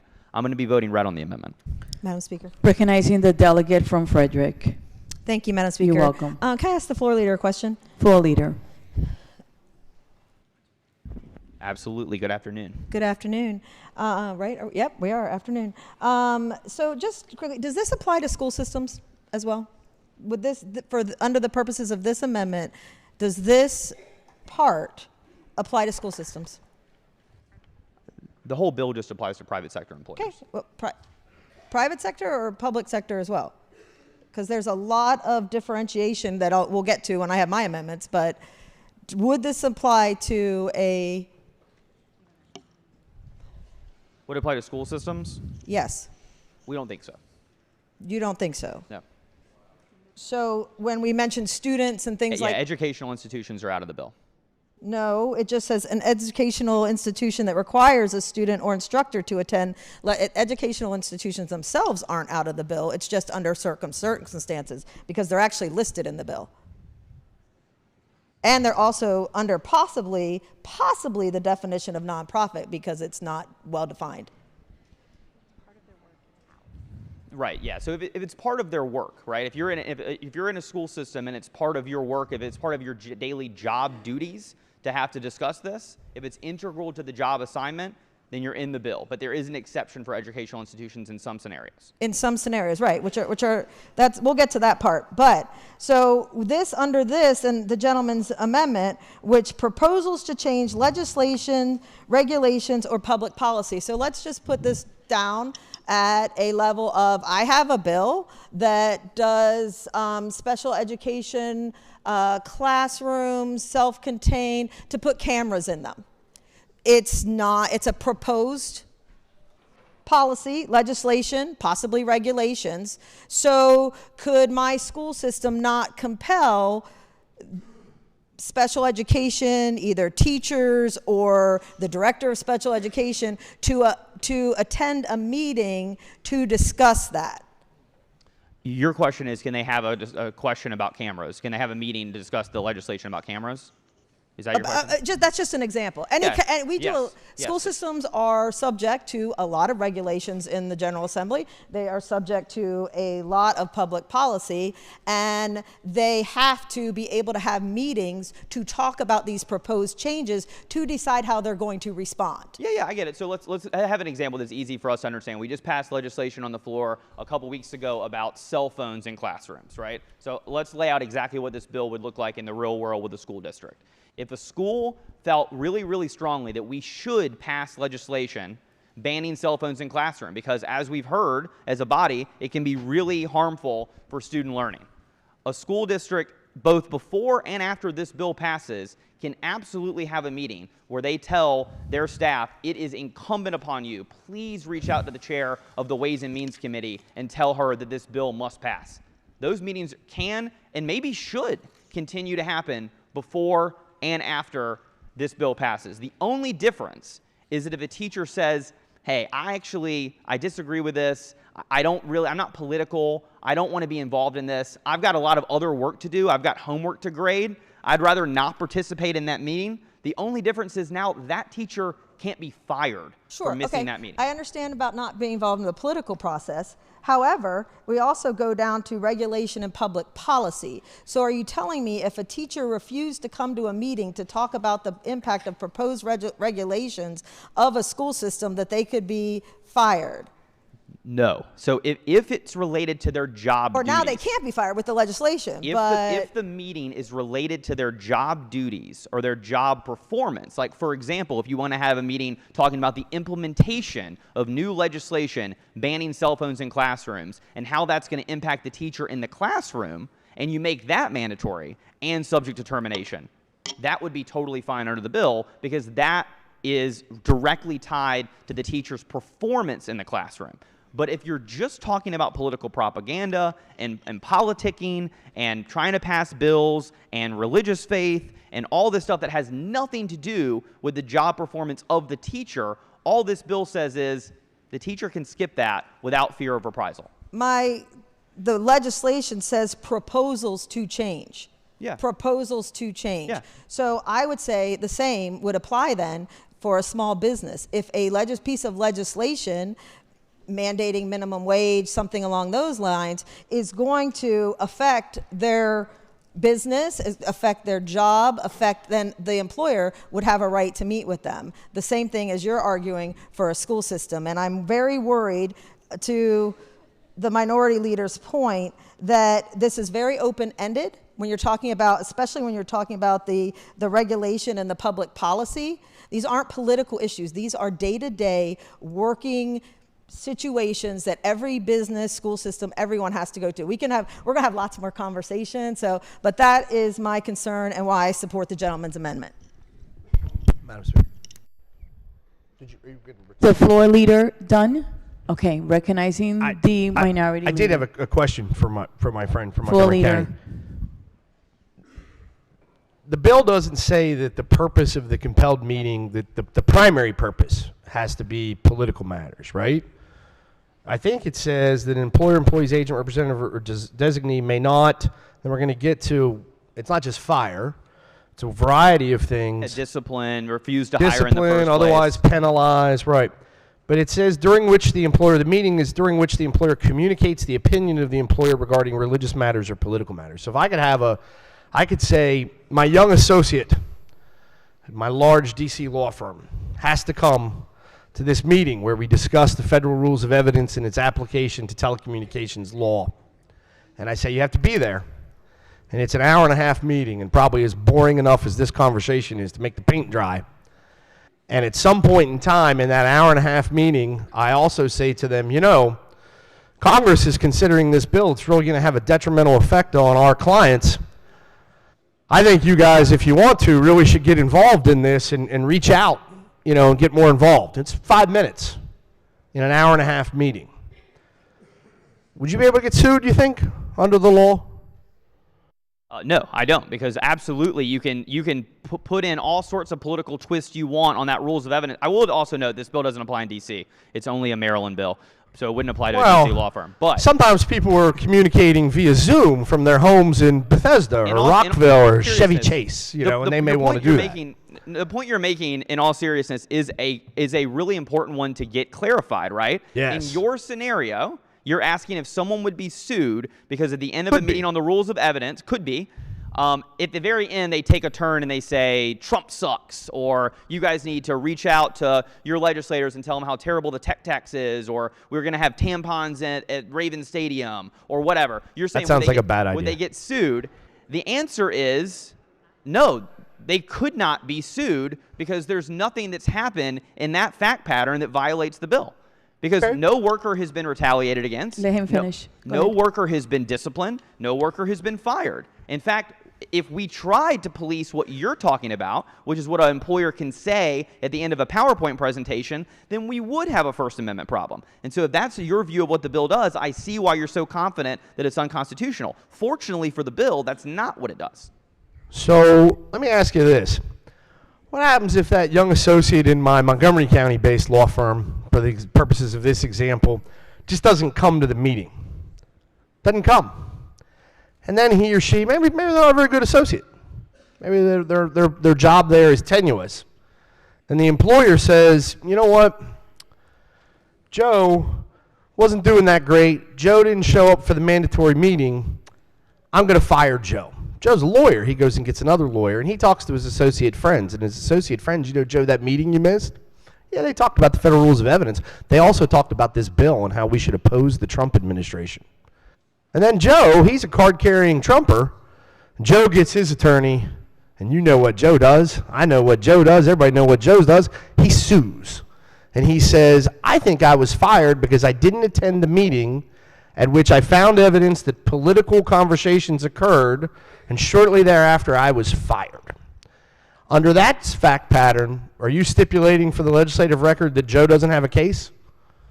I think he Joe gets fired. He didn't attend the meeting, but the meeting was not primarily about political purposes, but political purposes were discussed. Joe's out of court. Joe would have a very, very difficult time, and this is not me speaking as your attorney, obviously. This is not I would legal hire advice. you. But I would say if Joe called my law office with that case, I would say he would have a very, very hard time making a case because, as you know, in employment discrimination cases, there's a burden shifting test where you have to show that the burden shifts to the employer after the prima facie case is made, and the employer can point to non-pretextual reasons of why that person was fired. And in your example, Joe doesn't sound like a very good employee. He's already been on thin ice before. He skipped a meeting where he didn't know politics was even going to come up. He already has this bad record. The employer would just show some of his personnel files. They would overcome the burden shifting. It would never shift back. Joe would lose, and his attorney would be out of luck. That might be right. Unfortunately, by that point in time, the company would have spent $150,000 in litigation costs to demonstrate that. But I think you're right, and I appreciate it. I just wanted to make clear for the record. Can I say something for the Sure. record? This is why we lawyers get a red rep. Just saying. You can continue. So the bill doesn't just penalize you if you fire someone because of their lack of attendance at your participation. It also does it if you discipline or otherwise penalize or threaten to discharge discipline or otherwise penalize an employee. I'm going to tell you, as someone who practices law in the real world, lots of people are going to get sued. Lots. Because discipline is a very broad word, and lawsuits are a very easy way to extract money, and lawyers, because our kids have to go to college too, cost a lot of money. And so adding every year more and more and more of these employment and labor laws that create more and more and more lawsuits of dubious quality, maybe some are real, but a lot of them are dubious, they have costs on your system. And I don't say that. My Republican colleagues may not like this. I don't say that a lot of time about tort cases. I don't say that about cases where someone's negligence has physically injured or killed someone, because I've seen those cases. But I do say it about things where we keep creating more and more and more and more employment and labor and consumer laws that just generate lawsuits, and it has a cost. That's all, Madam Speaker. Thank you. Move the amendment. Floor Leader. Thank you, Madam Speaker. You're welcome. I think in terms of the litigation floodgate argument, I think one thing we have at our disposal is experience. We're not the first state to do this. We're not the second or the third or the fourth or the fifth or the sixth or the seventh or the eighth or the ninth or the 10th state to pass this kind of law into our books. And we know that the litigation floodgates have not opened. States like Minnesota and Connecticut are not awash by lots of Joes out there filing frivolous lawsuits. What this bill is about is making sure that employers don't shove their views on politics and religion down the throats of their employees and then discipline, fire, or don't hire someone for that. This amendment guts the bill by, in my view, for inexplicably taking out a couple of categories of political speech while leaving others in. I think the bill, without the amendment, is a much stronger posture and is broad because we want to make sure that we put a lot of different conduct to be prohibited. We don't want employers to be preaching politics and religion and then firing people when they don't want to listen. I'm going to vote red on the amendment. The question before the House is the adoption of the amendment. All in favor signify by saying aye. Opposed, no.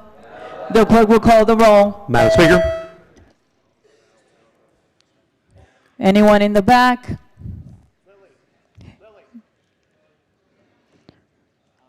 Has everyone recorded their vote? The clerk would take the call. There being 85 votes in the negative, the amendment fails. Are there any additional amendments to the bill as to its title? Recognizing the delegate from Frederick. Thank you, Madam Speaker. I have an You're amendment welcome. at the desk. It is amendment number 823324-1. Amendment number 1. Move so much be considered the reading of the amendment. So order. Thank you, Madam Speaker. You're welcome. So I would like to continue on with the minority leader's discussion on the bill. So what this amendment does is right after the line that he was talking about, it would say, it says the decision to join or support a political party, and then the rest of that line would be struck on line 11. So I understand the toxic political world that we are in, and as an employee, I would not want to be forced to attend meetings or even a Bruce Springsteen concert where I am vilified for voting for certain people, for being a Republican, or for being, or a meeting that I'm forced to listen to all the reasons I should support local Democrats. I do like that union employees would no longer be forced to stand at polls or pass out Apple ballots by their bosses. However, this amendment, striking line 11, which reads, the decision to join or support a potential, which I would like some clarity around what potential means, civic, community, fraternal, or labor organization. So this, we just talked about the broad aspects of this bill, and I believe that the bill is overbroad. These are very broad and poorly defined terms for an employer to have to follow, especially since it has an initial fine of up to $10,000 for that initial violation. For punishing my employee who did not attend or refused to attend perhaps a weekly staff meeting where we talked about community engagement of our company, and that we would all be supporting the local food bank.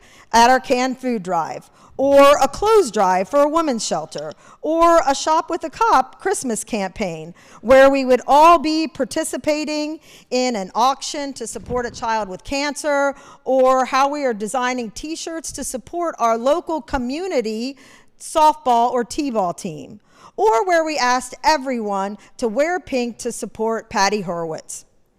Employers are not just evil corporations. They are an economic driver and source of support for their local communities. And in my committee, we often talk about how much we like businesses that are good neighbors, and we give them tax credits for supporting their community. But now they could be fined $25,000 for repeatedly forcing employees to attend meetings where we plan to support our veterans or an officer who was killed in the line of duty. Is that where we are as a body? That we don't support businesses having meetings and having employees go to potentially support their local civic or community group? Do I, as an employer, want to keep an employee that repeatedly refuses to join a meeting where we are talking about potentially, again, supporting our local community in some way?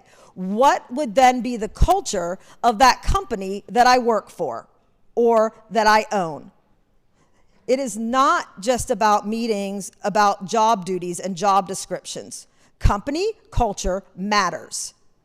Now, let's talk about some of the, I have a whole lot of other questions if the floor leader would want to go through them or want to respond to that part. Floor leader. Thank you, Madam Speaker. I'm happy to do whatever you want me to do. You want me to answer? You want me to talk, or you want me to answer your question? Well, no, you Why don't you ask your questions? Okay, so let's talk about the rest of the definitions in the bill. So, back to, of course, a word that anytime it is used, the word student. Anytime the word student is that gets my attention. So on line 26, under 3, it says that this section would no longer apply or would not apply to something that is an educational institution that requires a student or an instructor to attend lectures on political or religious matters as part of the regular coursework at the institution. And I just want to verify that a political matter includes the definition that I was just talking about civic community, potential civic community, fraternal, labor organizations, legislation, regulations, public policy. It includes all of that on top of the political stuff. Yes. Okay, so in the definition then of when is a student an employee? Because this is usually about the Labor Relations Board. And so when is a student, and what level of student are we talking about? How does a student fit into this with the National Labor Relations Board and everything the minority was later? I mean, I'm not the lawyer here, so I'm just trying to figure it out. Students are in the bill if it's part of their regular coursework, if that's what you're asking. But how are they related to an employer? Like, so what, you don't fire a student. I mean, I guess. Students can be disciplined. So if a student didn't want to go, so this is just about lectures on political or religious matters as part of the regular coursework at the institution. We don't usually consider our K-12, our kindergartners don't usually have lectures. So if a student walked out of a lesson plan about whatever matter it is, then they should not be disciplined, should be disciplined. I don't, we're talking about 5-year-olds. Yeah, so to be clear, there is no private right of action under the bill. So nobody, no employee, no student, no anybody is going to be suing anyone under this bill. There's a mediation process, and it's done through the agency. But this bill, unlike the Connecticut bill and a few others we've talked about, actually has no private right of action at all. What you're talking about students in the bill, what it says is that if something is the regular coursework of a student, then they can have meetings related to that, and they can force student attendance if it's required for them to get their credits. Kindergartners usually don't get credits. or whatever the kindergarten equivalent is. So we're talking about 5-year-olds. Yeah, we're talking about students of any age if they are required to attend political or religious meetings that have nothing to do with school. So that's interesting. So now that you're saying that, students are actually our most captive audience ever. So I appreciate you trying to put some guardrails around that. But when you have students, they actually have to do something called community service.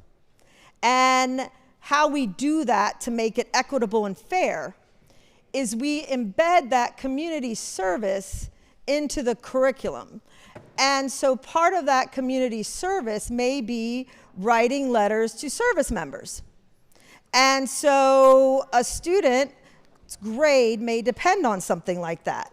So are you saying that we can't have embedded community service hours now in our curriculum? Okay, I think we're getting a little bit tripped up here. No, nope, it says community. My amendment takes it out. Just to go to the text of the bill, if you look at section B3, it exempts an educational institution that requires a student or an instructor to attend lectures on political or religious matters as part of the regular coursework of the institution. Section B4 exempts a nonprofit tax-exempt training program that requires a student or instructor to attend classroom instruction, et cetera, et cetera. So what this means is that students are not covered in the bill in their capacity as students. The bill protects employees, workers who are in an employment relationship, as we talked about. So a student attending a mandatory class or completing their field work, etc., has no claim under the bill whatsoever. What the bill is doing in B3 and B4, there are exemptions for the institution as the employer, what it's doing to the employees within the school. It's governing the relationship between the school itself and the people who actually work at the school. So if the students are not under the bill, they're not going to be filing anything under the bill. It says student. It's an exemption. It's talking about students in the. The exemption in circumstances. It's not exempting all students or just exempting educational employers, and it's talking about students in the context of employers. Students are not workers. This bill is about workers and an employee-employee relationship. Then maybe we should strike the word student from it. It's an exemption, actually. We added this amendment to help employers. It's a carve-out for certain employers in certain contexts. This is supposed to be a school-friendly amendment to carve out an exception. You can strike it, but I think a lot of folks would probably be upset. Well, my amendment is striking the part that I want people to be able to talk about civic and community engagement, right, and we can talk about that and everything. Yes, but so then how does the word student fit into number 4? B4 or D4? B4. B4. So Bingo. B4 exempts a nonprofit tax-exempt training program that requires a student or instructor to attend classroom instruction, et cetera, on political or religious matters as it relates to the mission of the training program. So again, student, not employed. It's describing a type of program that involves students. It's not saying that students can sue. It's describing types of programs where there are employers and employees, a school setting with employers and employees, and yes, students, but it's not giving students a claim under the bill. Does that make sense? No, I think we should have been more clear up at the beginning. Like if I describe an 8th grade work setting, I'm going to say that there are students involved who have coursework. Right. But I'm talking about an exemption involving the employer and the employee relationship within the classroom. I'm not giving the 8th graders themselves the ability to sue. Again, but if we're exempting them, then that means that they're actually in any other capacity of the bill that they are part of it. Because otherwise, why would you be exempting them? No. This bill and no captive audience bill ever written in the history of the United States gives students the right to sue anyone. It doesn't. Then why did you need to exempt them? We're not exempting students. We're exempting employers. Where are they listed? We're exempting school-based employers. All right. We can have that discussion all day long. I'm not sure why students are listed under here again. But again, on the amendment, it is potential civic, community, or fraternal or labor organizations not having, as you have a mandatory staff meeting talking about the culture of that business. That is problematic for me. Okay, so let's go back to the amendment. I appreciate that. So well, I asked you which way you wanted to go. I did say you could do whatever you wanted. You did. I regret that. So most people do. Most people do. So we must have limits. I know, Madam Speaker. I learned my lesson. So, so what the bill says is that employer can't force attendance to a meeting where they express their own opinion about political or religious matters. And then you're pointing to one of the definitions of political matters, which talks about, or essentially associational efforts. Well, who the worker associates with and who the employer thinks they should or should not associate with. What I would submit to you is that I believe in company culture too. Companies should be able to have meetings and foster a company culture, and there's nothing in this bill that would hurt that. If they wanted to have a drive to help a fallen soldier, if they wanted to tell employees to wear pink to support a community member who was struggling, all of that is still allowed. What we're saying is that they can't express an opinion about a civic association or union. All of the examples that you just mentioned about company culture, which sounded great, I would love to attend a lot of those meetings. I would be fortunate to work in a workplace that fosters that kind of company culture. But the good news for both of us and everyone who's going to be voting on this bill is that nothing in this bill takes any of the scenarios that you described off the table. It just says if an opinion is shared about, hey, you know, by the way, guys, we're going to have a meeting. We're going to talk about why the Elks Club sucks today. That could. I would not go there. Sir. Yeah. I probably wouldn't go to that meeting either. And what this bill says is you couldn't be fired for not attending that meeting. Right, but it would also say that if I as an employer, if I'm having my mandatory staff meeting, and I'm saying we are all going to support the T-ball team or do the food drive or whatever. Again, we have not expressed an opinion about a civic association.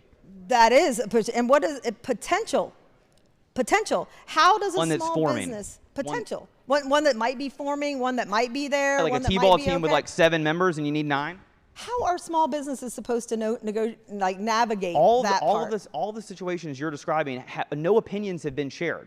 We can absolutely have a mandatory all-hands meeting. Everyone's got to come, and you're fired if you're not. And what we're going to talk about is how we're going to crush the flag football league this year. That's fine. That's not an opinion about politics or religion.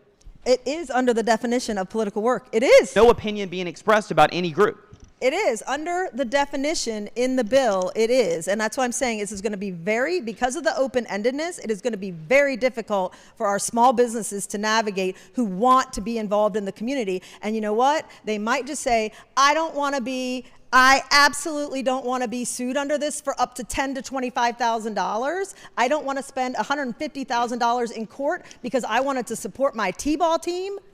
So I am absolutely out. I'm not going to support my community anymore. And that's what my fear is, that by passing legislation like this, that we're putting that fear into our small businesses because they don't have the legal framework or capacity to fight something like this. And Madam Speaker, I press the amendment. Good. All right, I was going to say, can we please stay on the amendment? That is the amendment. Okay. Yeah. Thank you, Madam Speaker. Very briefly, I'm going to be voting red on this amendment. The floor leaders, I think, very well-intended concerns about totally legitimate meetings about T-ball and fallen soldiers are meetings that should happen, but there's no opinion about politics or religion being expressed in those types of meetings. What this amendment would strike is a very important provision of the bill that says that who workers associate with should be protected. Employers should not be allowed to tell workers in some sort of closed-door meeting that they will be fired if they don't attend, that they should or should not associate with this civic association, that professional league, or that union. Who you associate with is just as important as who you vote for, and that's why I'll be voting red on this amendment. The question before the House is the adoption of the amendment. All in favor signify by saying aye. Aye. Opposed, no. The clerk will call the roll. Madam Speaker. Has everyone recorded their vote? The clerk will take the call. There being 83 votes in the negative, the amendment fails. Are there any additional amendments to the bill as it was titled? Madam Speaker? Yes. I have another amendment at the desk. Go ahead. It is 663-227-1. Amendment number 1. So this actually carries on all of the amendment stack. You'll be happy to know I won't be standing up on each of my 30 amendments that I have here. But this one actually is to the point of our small businesses. Our small businesses don't have the capacity to fight these legal battles where, again, they could be having a meeting about T-ball at their mandatory weekly meeting, and an employee who doesn't attend then inadvertently or absolutely afterward gets disciplined, penalized, something or the other. So what the amendment does is it would exempt employers that have 15 or fewer employees, and I move the amendment. Floor leader. Thank you, Madam Speaker. I'm going to urge colleagues to vote right on this amendment as well. The examples that motivated this bill, colleagues, oftentimes they come from small businesses. Small businesses, small workplaces are actually exactly the types of workplaces, unfortunately, where the business owner who signs the check is oftentimes the one who's also requiring meetings and firing people who don't attend. And so a small employer, for example, in Oregon, they ran workers just through what was described as a cult-like environment. The employer himself was involved in some sort of cult-like organization in Oregon. There were like 8 employees in that business, and then he started firing people who didn't attend the cult meetings. So a small company whose owner requires to attend political meetings on ballot initiatives, on which candidates you like, on religions, those sometimes have the worst power imbalances between the employer and the employee, because you don't have big fancy HR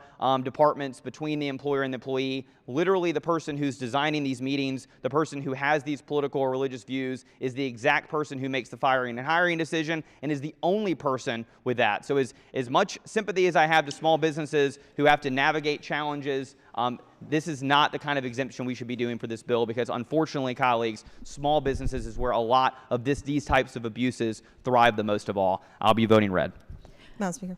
Recognizing the maker of the amendment. Small businesses are the backbone of our community, and if the minority leader's amendment and my amendment would have been taken to negate the part about the political part, I completely understand that. But because Political Matters is open to potential civic, community, fraternal, or labor organizations part, that's why I am pressing the amendment.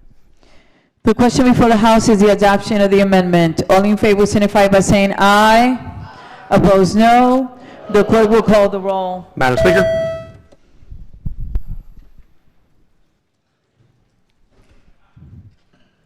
Has everyone recorded their vote? The clerk will take the call.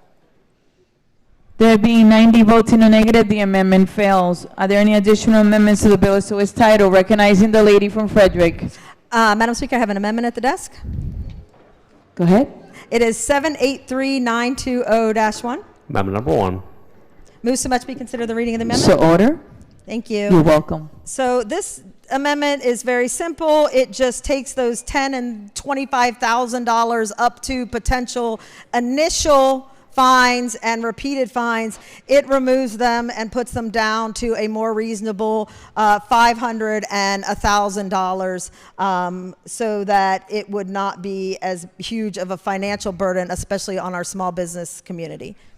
Thank you. Recognizing the floor leader. Thank you, Madam Speaker. You're welcome. Unfortunately, I'm going to urge the body to resist this amendment as well. $5 is a slap on the wrist. It's basically a license to commit violations. It's a permission slip. It's not a deterrent. We want the dollar amount and the fine in this bill to be high enough so employers don't break the law. $500 means that someone can do a mandatory Quran prayer breakfast every week, fire people who don't attend, and then just pay the $500 fine is a cost of doing business. We need the fine to be high enough to actually stop the conduct, not just allow people to get a slap on the wrist, write a small check, and move on with their day. I'll be voting red. The question before the House is the adoption of the amendment. All in favor signify by saying aye. Opposed, no. The clerk will take the roll. Madam Speaker. Has everyone recorded their vote? The clerk will take the call.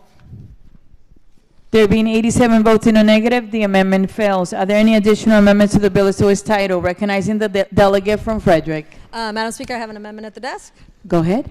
It is amendment number 323629-1. Amendment number 1. Move so much be considered the reading of the amendment. So order. Thank you. You're welcome.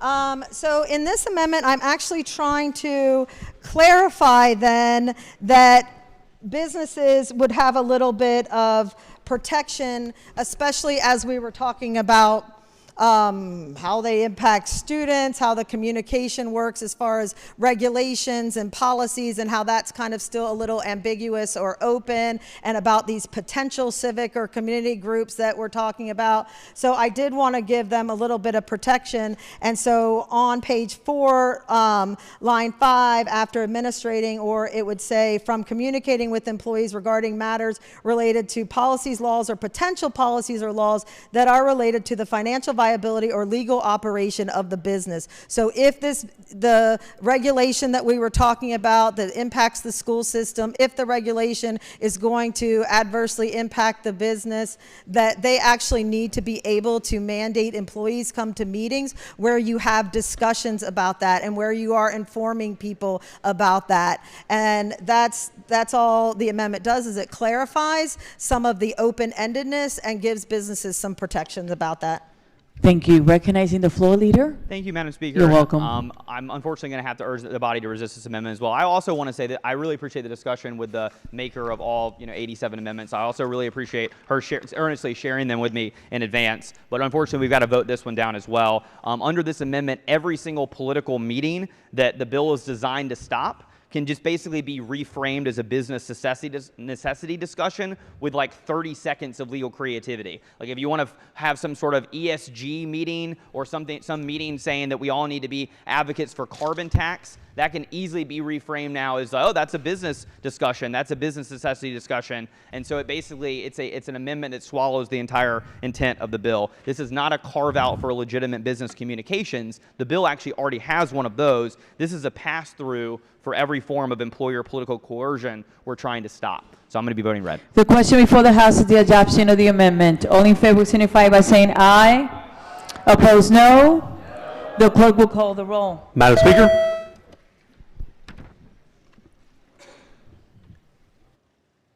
Has everyone recorded their vote? The clerk will take the call. There being 88 votes in the negative, the amendment fails. Are there any additional amendments to the bill? So it's titled, recognizing the delegate from Frederick. Thank you, Madam Speaker. You're welcome. I have an amendment at the desk. I'm not surprised. Go ahead. It's amendment number 343827-1. Amendment number 1. Move so much be considered the reading of the amendment. So order. Thank you, Madam Speaker. You're welcome. So the floor leader will be happy to know I found amendment number 88, and so we can talk about it. Yay! So what this does is, as we talked about, a lot of employers may find themselves inadvertently in this situation, and in that case, I do think we should give them some time to have some discussion about it, just like we're having some discussion about the legislative intent of it here today. And so when the employee provides this would add some language that an employee should provide the employer with some written notice about the violation, saying, I was really upset that you're penalizing me for not attending this meeting, where you talked about things that you shouldn't have talked about or tried to compel me to do certain things, and I didn't feel comfortable attending.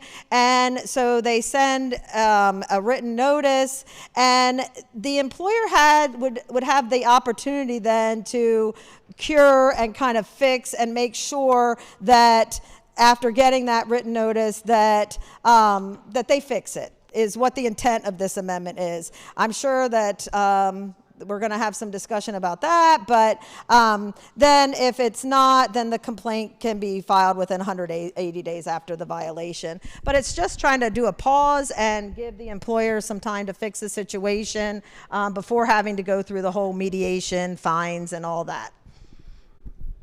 Recognizing the floor leader. Thank you, Madam Speaker. You're welcome. Madam Speaker, colleagues, in this body, we have favorites and we have least favorites. I have my favorite colleagues. The maker of the amendment is one of my favorite colleagues, the founder of one of the newest caucuses. I also have colleagues who I don't like as much. There are bills I really like. There are bills I don't really like. I really like this bill. There are amendments I like, and there are amendments I don't like. But I have to say, I think this is actually my least favorite amendment.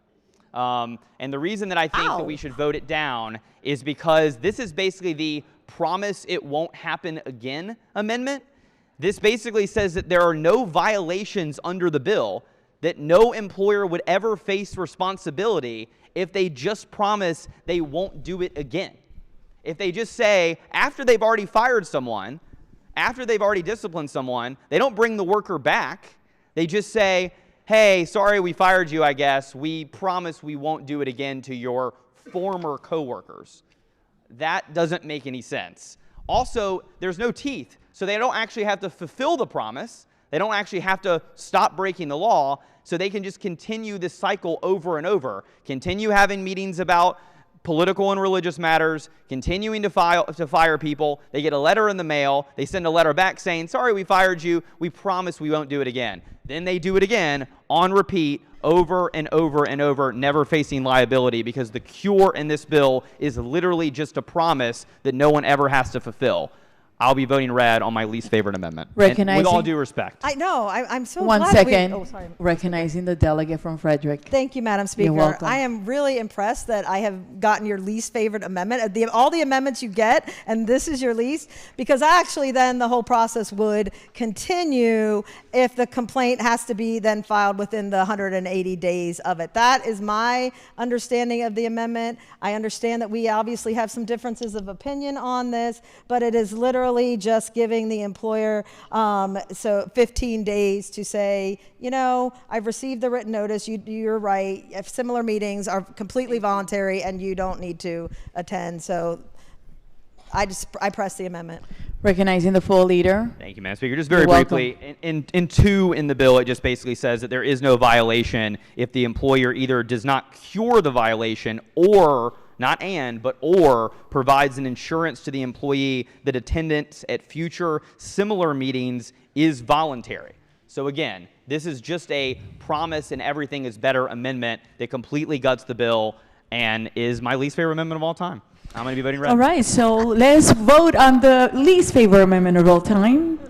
That actually makes a good zone. Anyway, the question before the House is the adoption of the amendment. All in favor signify by saying aye. Opposed, no? Okay, I know I'm just watching to see. You paying attention? Okay, the clerk will call the roll. Madam Speaker? All right, everyone's back? Okay, the clerk will take the call. There being 88 votes in the negative, the amendment fails. Are there any additional amendments to the bill as to its title? Hearing none, the bill is order printed for third. It's order passed to third reading. Actually, it should be printed. If you're wondering why I get sometimes the Senate bills are order passed to third reading, the House bill are order printed for third reading, and sometimes I get them confused. Not that you needed that. Go ahead. All right, we have another special order calendar, and it is House Bill 299, and the clerk will read the bill, please. House Bill 299, Fraud Prevention, Prevailing Wage and Living Wage, Prohibitions, Penalties, and Enforcement. Favorable report is amended and adopted. Recognizing the maker of the motion, the minority whip. Thank you, Madam Speaker. I have an amendment at the desk. Amendment number 613826. Amendment number 1. Move so much be considered reading on the amendment. So order. So what this amendment does is it adds a time frame for the Attorney General's office to conduct their review. And if I could, just for clarifying before I push the amendment, can I ask the floor leader a question about the floor leader? Okay. Sure thing. All right, so I'm going to expedite this. I know folks are hungry. So as I understand about the bill, it's been heavily amended. There's a reprint, but there is a provision that would allow the Department of Labor to refer an incident to the Attorney General's office. Is that correct?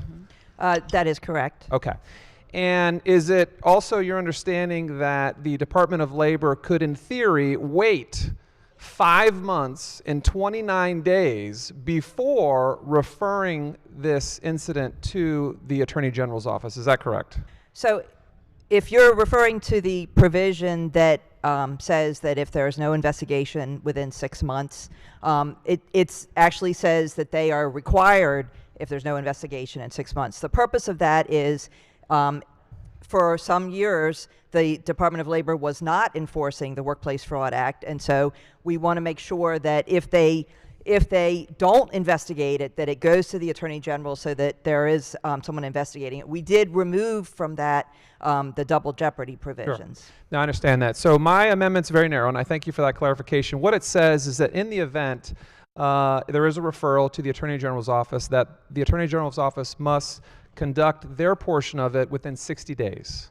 And so it adds some guardrails. And if you think about why this is important, is that you could, like you just said, you could have the Department of Labor that does nothing for 6 months, having this hang over the employer's head, and then it gets referred to somebody else, and it's just there in perpetuity, hanging over. And so what we think, to be more business friendly, these folks need answers, is to put a 60-day guardrail that the Attorney General's office has 60 days to do their job. So with that, I would like to move this amendment. Thank you, Madam Speaker. Madam Speaker. You're welcome. Recognizing the floor leader. Thank you, Madam Speaker, and You're I appreciate the minority whip for sharing this amendment with me. I would urge the body to resist this amendment. We did speak with the Attorney General's office, and 60 days is not enough time to accomplish this investigation. If the Department of Labor does not investigate, it's not really right to put it on the Attorney General to have to then rush an investigation. This is about enforcing a law, the workplace fraud law, that has been on the books since 2009, and we just want to make sure that it's adequately enforced. So I urge the body to resist this amendment. Recognizing the maker of the amendment. Thank you, Madam Speaker. You're welcome. In conclusion is this. The Department of Labor does nothing for 6 months. They've done nothing with this claim. They've done nothing. They then refer it to the Attorney General's office, and they do nothing.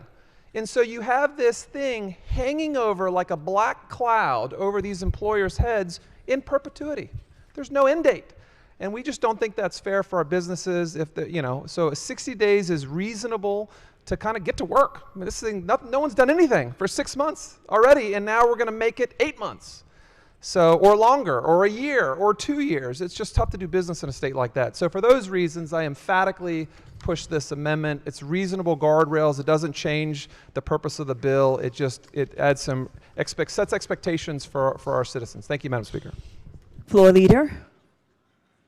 Thank you, Madam Speaker. And I just wanted to add that under the current law, there is no limit to how long the Department of Labor can hold an investigation. And so currently they can still have it held over their head for an unlimited amount of time.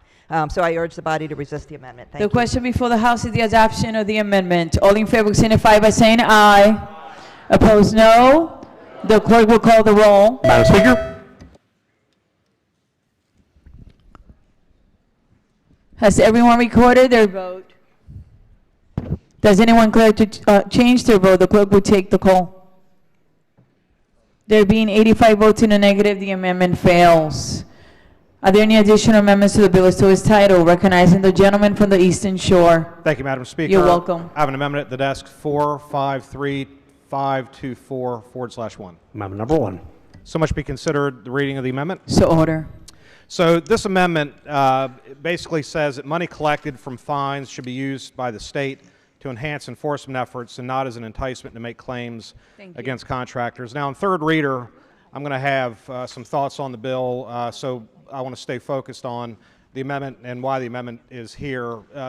So in a worker classification case, there are fines, penalties, these are citations that are sent. And the body should know that not only do those fines basically lay out an obligation to pay the state, the contractor that's found in violation of the law has to pay back 3 years of payroll taxes, unemployment insurance, workers' compensation. The Joint Enforcement Task Force for Workplace Fraud coordinates efforts and does it in a way in which if there's a legitimate violation that those monies actually get paid to the workers that were affected. So what my amendment is trying to do, Madam Speaker, is it's trying to say, look, the department has a job to do. The money that we collect from these fines should go to the state agency to further the efforts of enforcement. Let me just say, I'm a business owner that participates in contracting. I don't want to get too deep into it on second reader, but generally speaking, we want fair and equitable practices during bidding. We want worker protections out in the field. There's a reason why the law exists, and if you believe, as I do, that these are issues that should be resolved, I don't see how handing a third of that money to the worker makes a whole lot of sense when we already protect the worker through many different measures, the comptroller, unemployment insurance, and workers' comp, that the policy here, in essence, and I'll just be blunt, has a tendency to help the lawyers that are out looking for these sort of claims, and I don't actually think much of that money will fall back to the workers. So for those reasons, Madam Speaker, I bring this amendment with good cause and with respect for the policy that's in place. And I didn't mean to say good cause. That was out of heart. I'm really ready for that But we debate. know we know what's coming. It's on your mind. She is near and dear to my heart. I can, if you can't tell. So I would ask the body to move the amendment. Okay. Floor leader, go ahead. Thank you, Madam Speaker. You're welcome. And I had a great discussion with the gentleman from the Eastern Shore, and I do understand his concerns, but I am going to urge the body to resist this amendment. First of all, this is about, as I said, enforcing a law that's been on the books since 2009, the Workplace Fraud Act. And the Department of Labor receives almost no complaints from employees for fear of retribution. But more importantly than that, the individual is often not made whole even when there is a finding of merit, because they may not be tracking their wages or their benefits to really know. So they're not made whole, and this small payment would really help them to make them whole. And this payment is only, first of all, when the department finds merit to the claim. Also, there is a law from 2024 which protects from false claims, protects employers from false claims. And so, if this is a frivolous complaint, then it would protect the contractor. Just real quick in response. Okay, go ahead. So this policy has been in my committee for a number of years, and I do miss the subject matter of business regulation through this particular issue. I believe that what I'm saying is accurate, and that the worker is going to get the restitution through 3 years of back payroll taxes, unemployment insurance, workers' comp. I'm just simply saying, and I understand the committee's position on this, that this additional money doesn't really add value to the process. If anything, what I'm saying in this amendment is a weird sort of place for a business owner is saying, if you're going to collect the money, put it back into the department that is the enforcement agency so they can do their job. That's an interesting approach to this particular amendment. I'd ask the amendment to be moved. The question before the House is the adoption of the amendment. All in favor signify by saying aye. Opposed, no. The clerk will call the roll. Madam Speaker. Has everyone recorded their vote? The clerk will take the call. There being 86 votes in the negative, the amendment fails. Are there any additional amendments to the bill as to its title? Recognizing the gentleman from the Eastern Shore. Okay, one more minute. I'm going to avoid using the next bill title when I do this.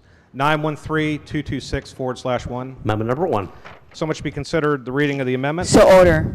So in this amendment, my concern is that we're adding language that says the commissioner may, in their sole discretion, refer to the Attorney General for investigation any matter involving a possible violation which the commissioner declines to investigate. So this is a good business amendment in that the commissioner can certainly do an investigation and come to an administrative conclusion that there's not enough evidence to move forward on, and that there are any number of reasons. It could be just the business owners coming into compliance and in good faith working toward resolution for the benefit of their workers, but also for the state and their policy making.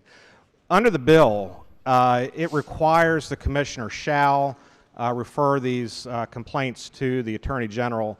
And just 2 comments, and then I'll ask the body to move the amendment. The department already has Attorney General counsel on staff, so they have legal representation, the ability to come to legal findings as opposed to an administrative finding by a department, so they do get backup from the Attorney General.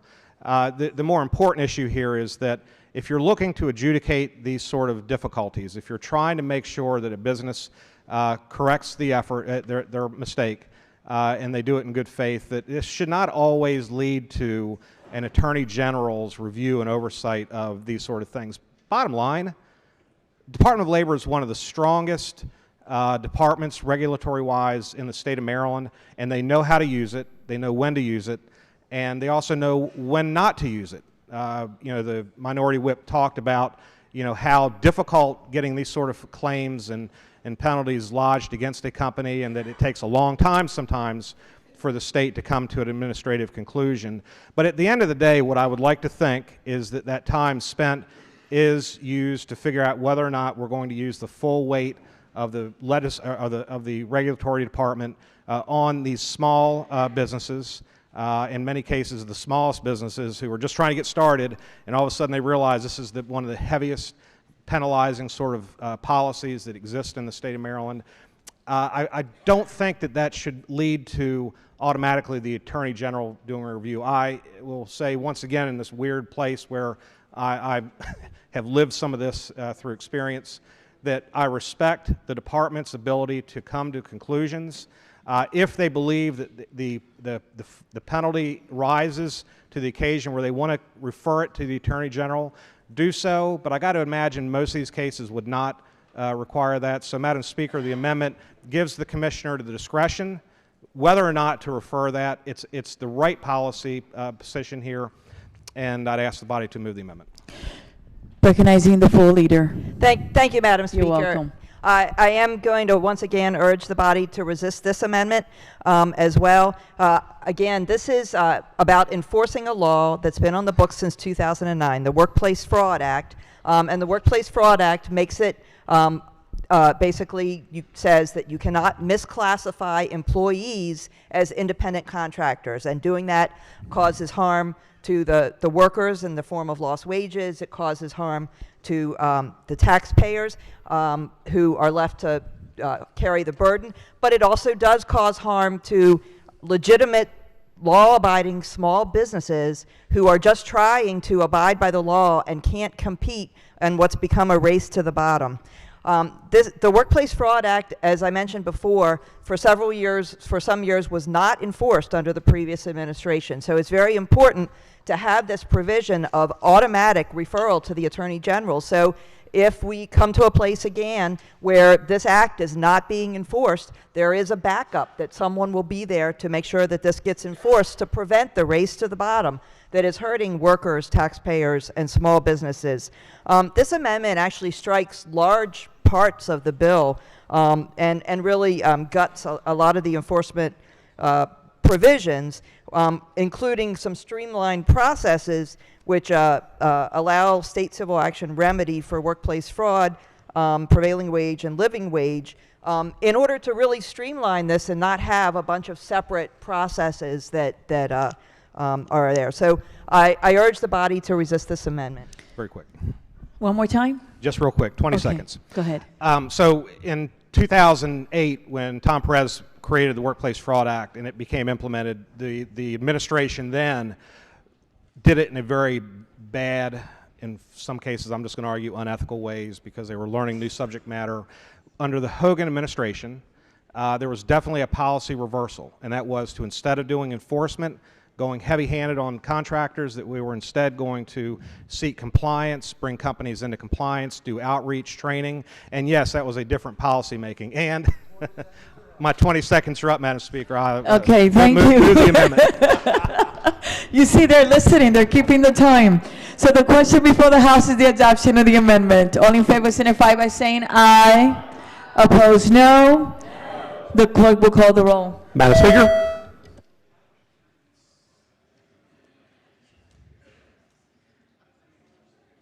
Has everyone recorded their vote? The clerk will take the call.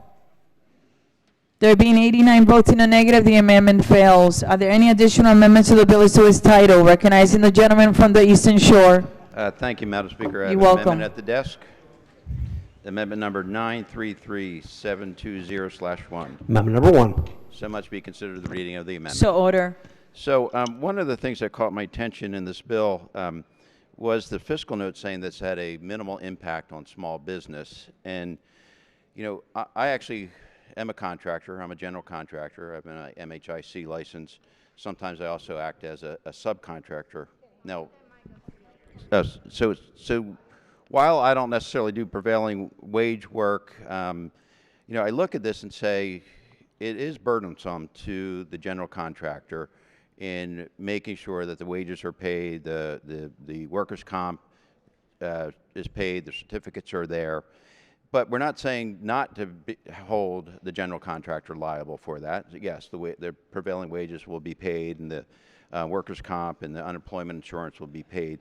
But really what the amendment does is just not have them being responsible for the penalties and the fines, which are quite burdensome to the general contractor. So I move my amendment.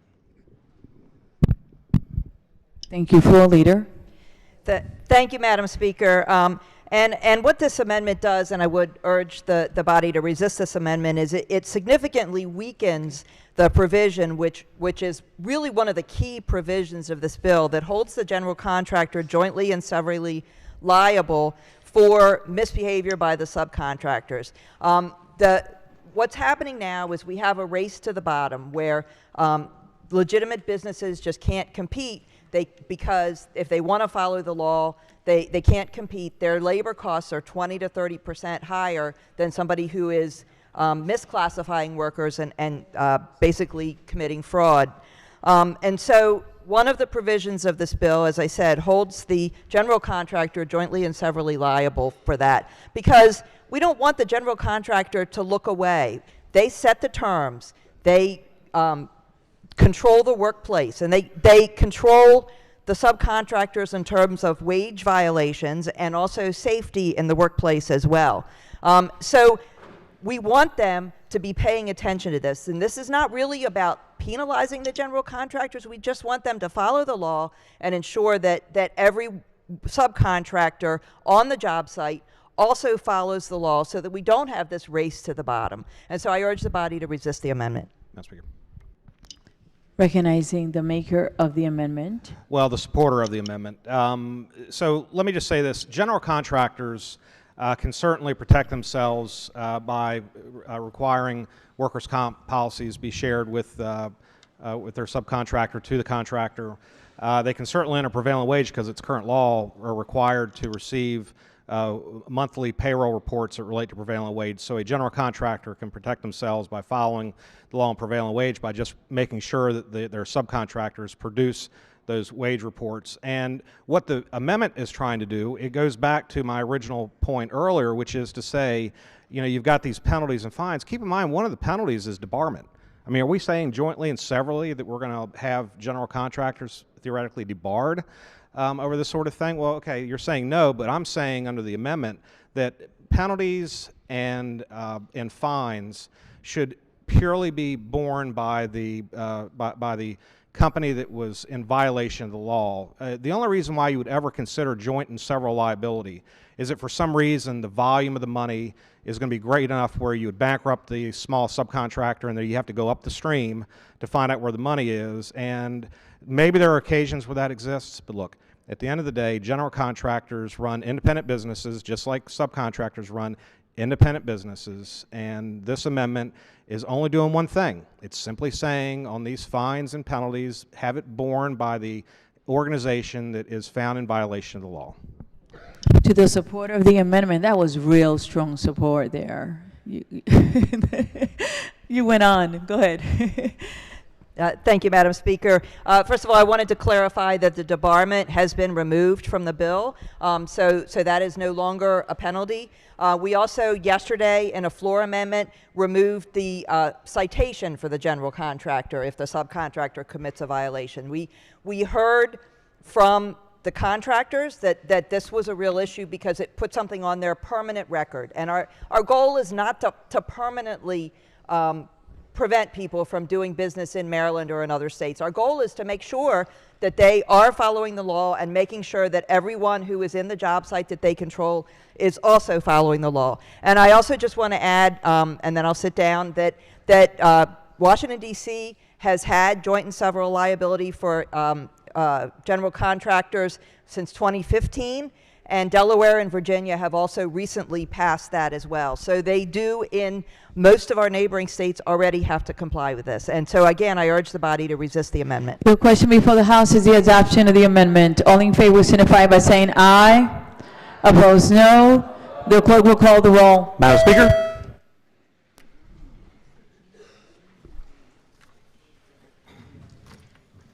Has everyone recorded their vote?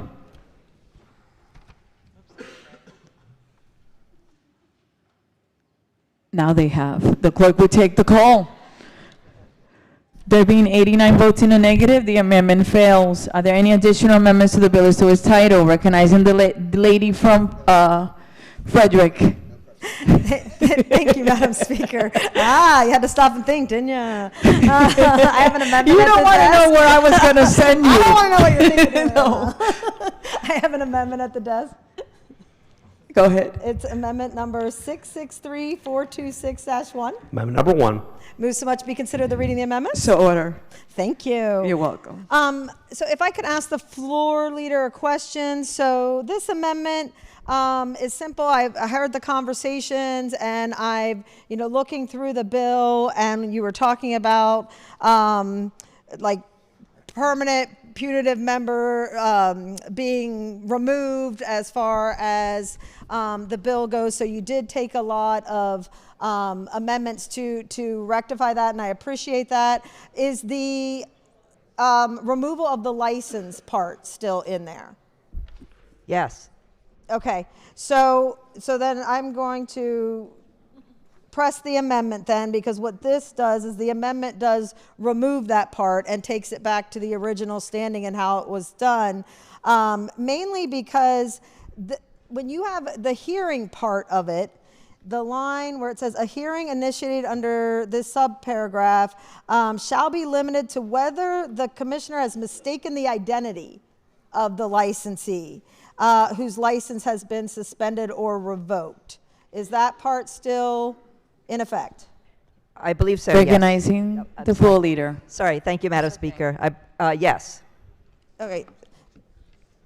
Thank you. So if that part is still in effect, I mean, it seems a little bit more heavy-handed than not just asking the general contractor to look away. And if this is just in general misclassification of an employee, like through this process where their license is getting revoked, and then it is very, very detailed about, of course, how that could be returned to them. We've got the Attorney General involved, all the fees, all the adverse actions, and even if they have are part of a business or corporation, it gets down to that level. And so that is very onerous to them, and it does seem very, very punitive. Losing your license obviously means you'd have no livelihood, and I'm very worried about what the effect of that will be on the cost of either construction in general, on moving forward in the state, which we already have a lot of issues with. So that's why I'm presenting the amendment.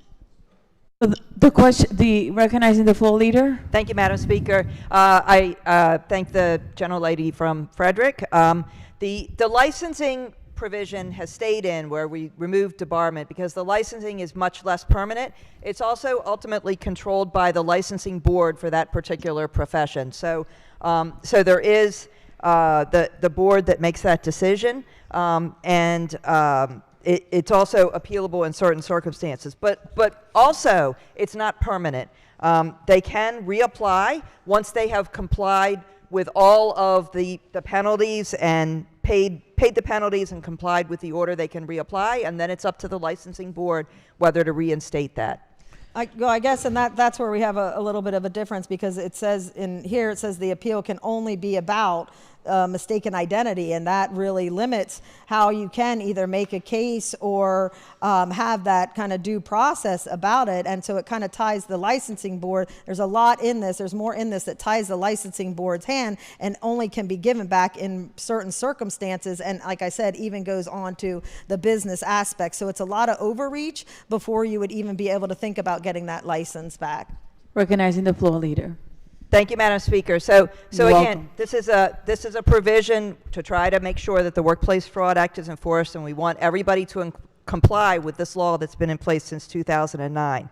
I did say that it's appealable in certain circumstances, but you also can reapply. There's an ability to cure the issue first of all, and then you can reapply, and that's up to the board. That part, the reapply, once you've complied with all the penalties and with all the order, that reapply is not only based on mistaken identity. The question before the House is the adoption of the amendment. All in favor signify by saying aye. Opposed, no. The clerk will call the roll. Madam Speaker?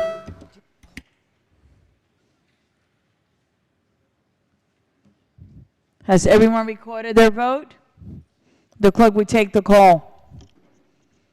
There being 87 votes in the negative, the amendment fails. Are there any additional amendments to the bill as to its title? Hearing none, the bill is ordered printed for third reading.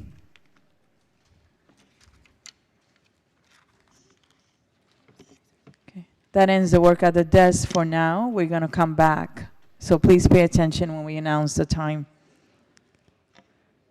Committee announcements, appropriations, Appropriations is not meeting today. economic matters, Economic Matters is not meeting today. environment, transportation, Thank you, Madam Speaker. The House Environment and Transportation Committee is not meeting today. government, labor, and elections, GLE is not meeting. health. The Health Committee is not meeting, but please listen for subcommittee meetings. Ways and Means. Thank you, Madam Speaker. The Ways and Means Committee will not meet. Any subcommittee announcements? Oh, I'm sorry, Judiciary. Thank you, Madam I don't Speaker. know why I can't see you with that beautiful pink. Go ahead. I tried to be subtle today. Judiciary Committee will be meeting at, the Judiciary Leadership will be meeting at 2 p.m. today in room 350. Thank you. Ways and Means. Oh, that's it? Oh, you did it already? Okay, sorry about that. That's what happened. I skipped you. Subcommittee announcements. Recognizing the delegate from Howard. Thank you, Madam You're Speaker. welcome. The Public Health and Minorities Health Care Disparities Subcommittee of the Health Committee will be meeting 15 minutes after floor. Any By other Zoom. Zoom. Any other subcommittee announcements? Seeing none, delegation announcements. All right, caucus announcements. Personal guest announcements. Recognizing the delegate from Montgomery County in the back. Thank you, Madam Speaker. Madam Speaker, I'd like to introduce the doctor of the day, Dr. Prabhu Selvan. He works clinically in the ER at Frederick Health Hospital. Welcome. Thank you for being with us. Recognizing the other delegate from Montgomery County. Thank you, Madam You're Speaker. welcome. We have a very exciting guest in the gallery today. If he'll stand, you might recognize him from your Instagram and TikTok feeds. Clivert Chang is here. He's been all around the state celebrating our communities and bringing joy to Marylanders everywhere. Please join me in welcoming Daddy Clivert. Welcome to the House. Any other personal or guest announcements? Madam Speaker, Yes, recognizing the gentleman from Montgomery. it is my great honor to wish a happy birthday to my district mate and friend. Permission to use delegates' names? Permission granted. On behalf of Delegate Emily Shetty and myself, I want to salute a man that is a workhorse and not a show horse, because no one would call the work of the Joint Audit Committee glamorous or sexy, but it's vitally important. And he also is a tremendous leader on issues related to child care and so much more. So please join me in wishing a happy birthday to my friend and yours, Delegate Jared Solomon, today. Happy birthday.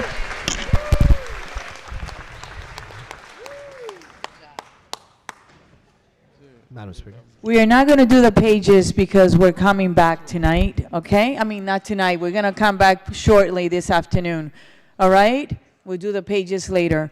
Recognizing the delegate from Hartford. Thank you, Madam Speaker. You're welcome. Permission to use the delegate's name? Permission granted.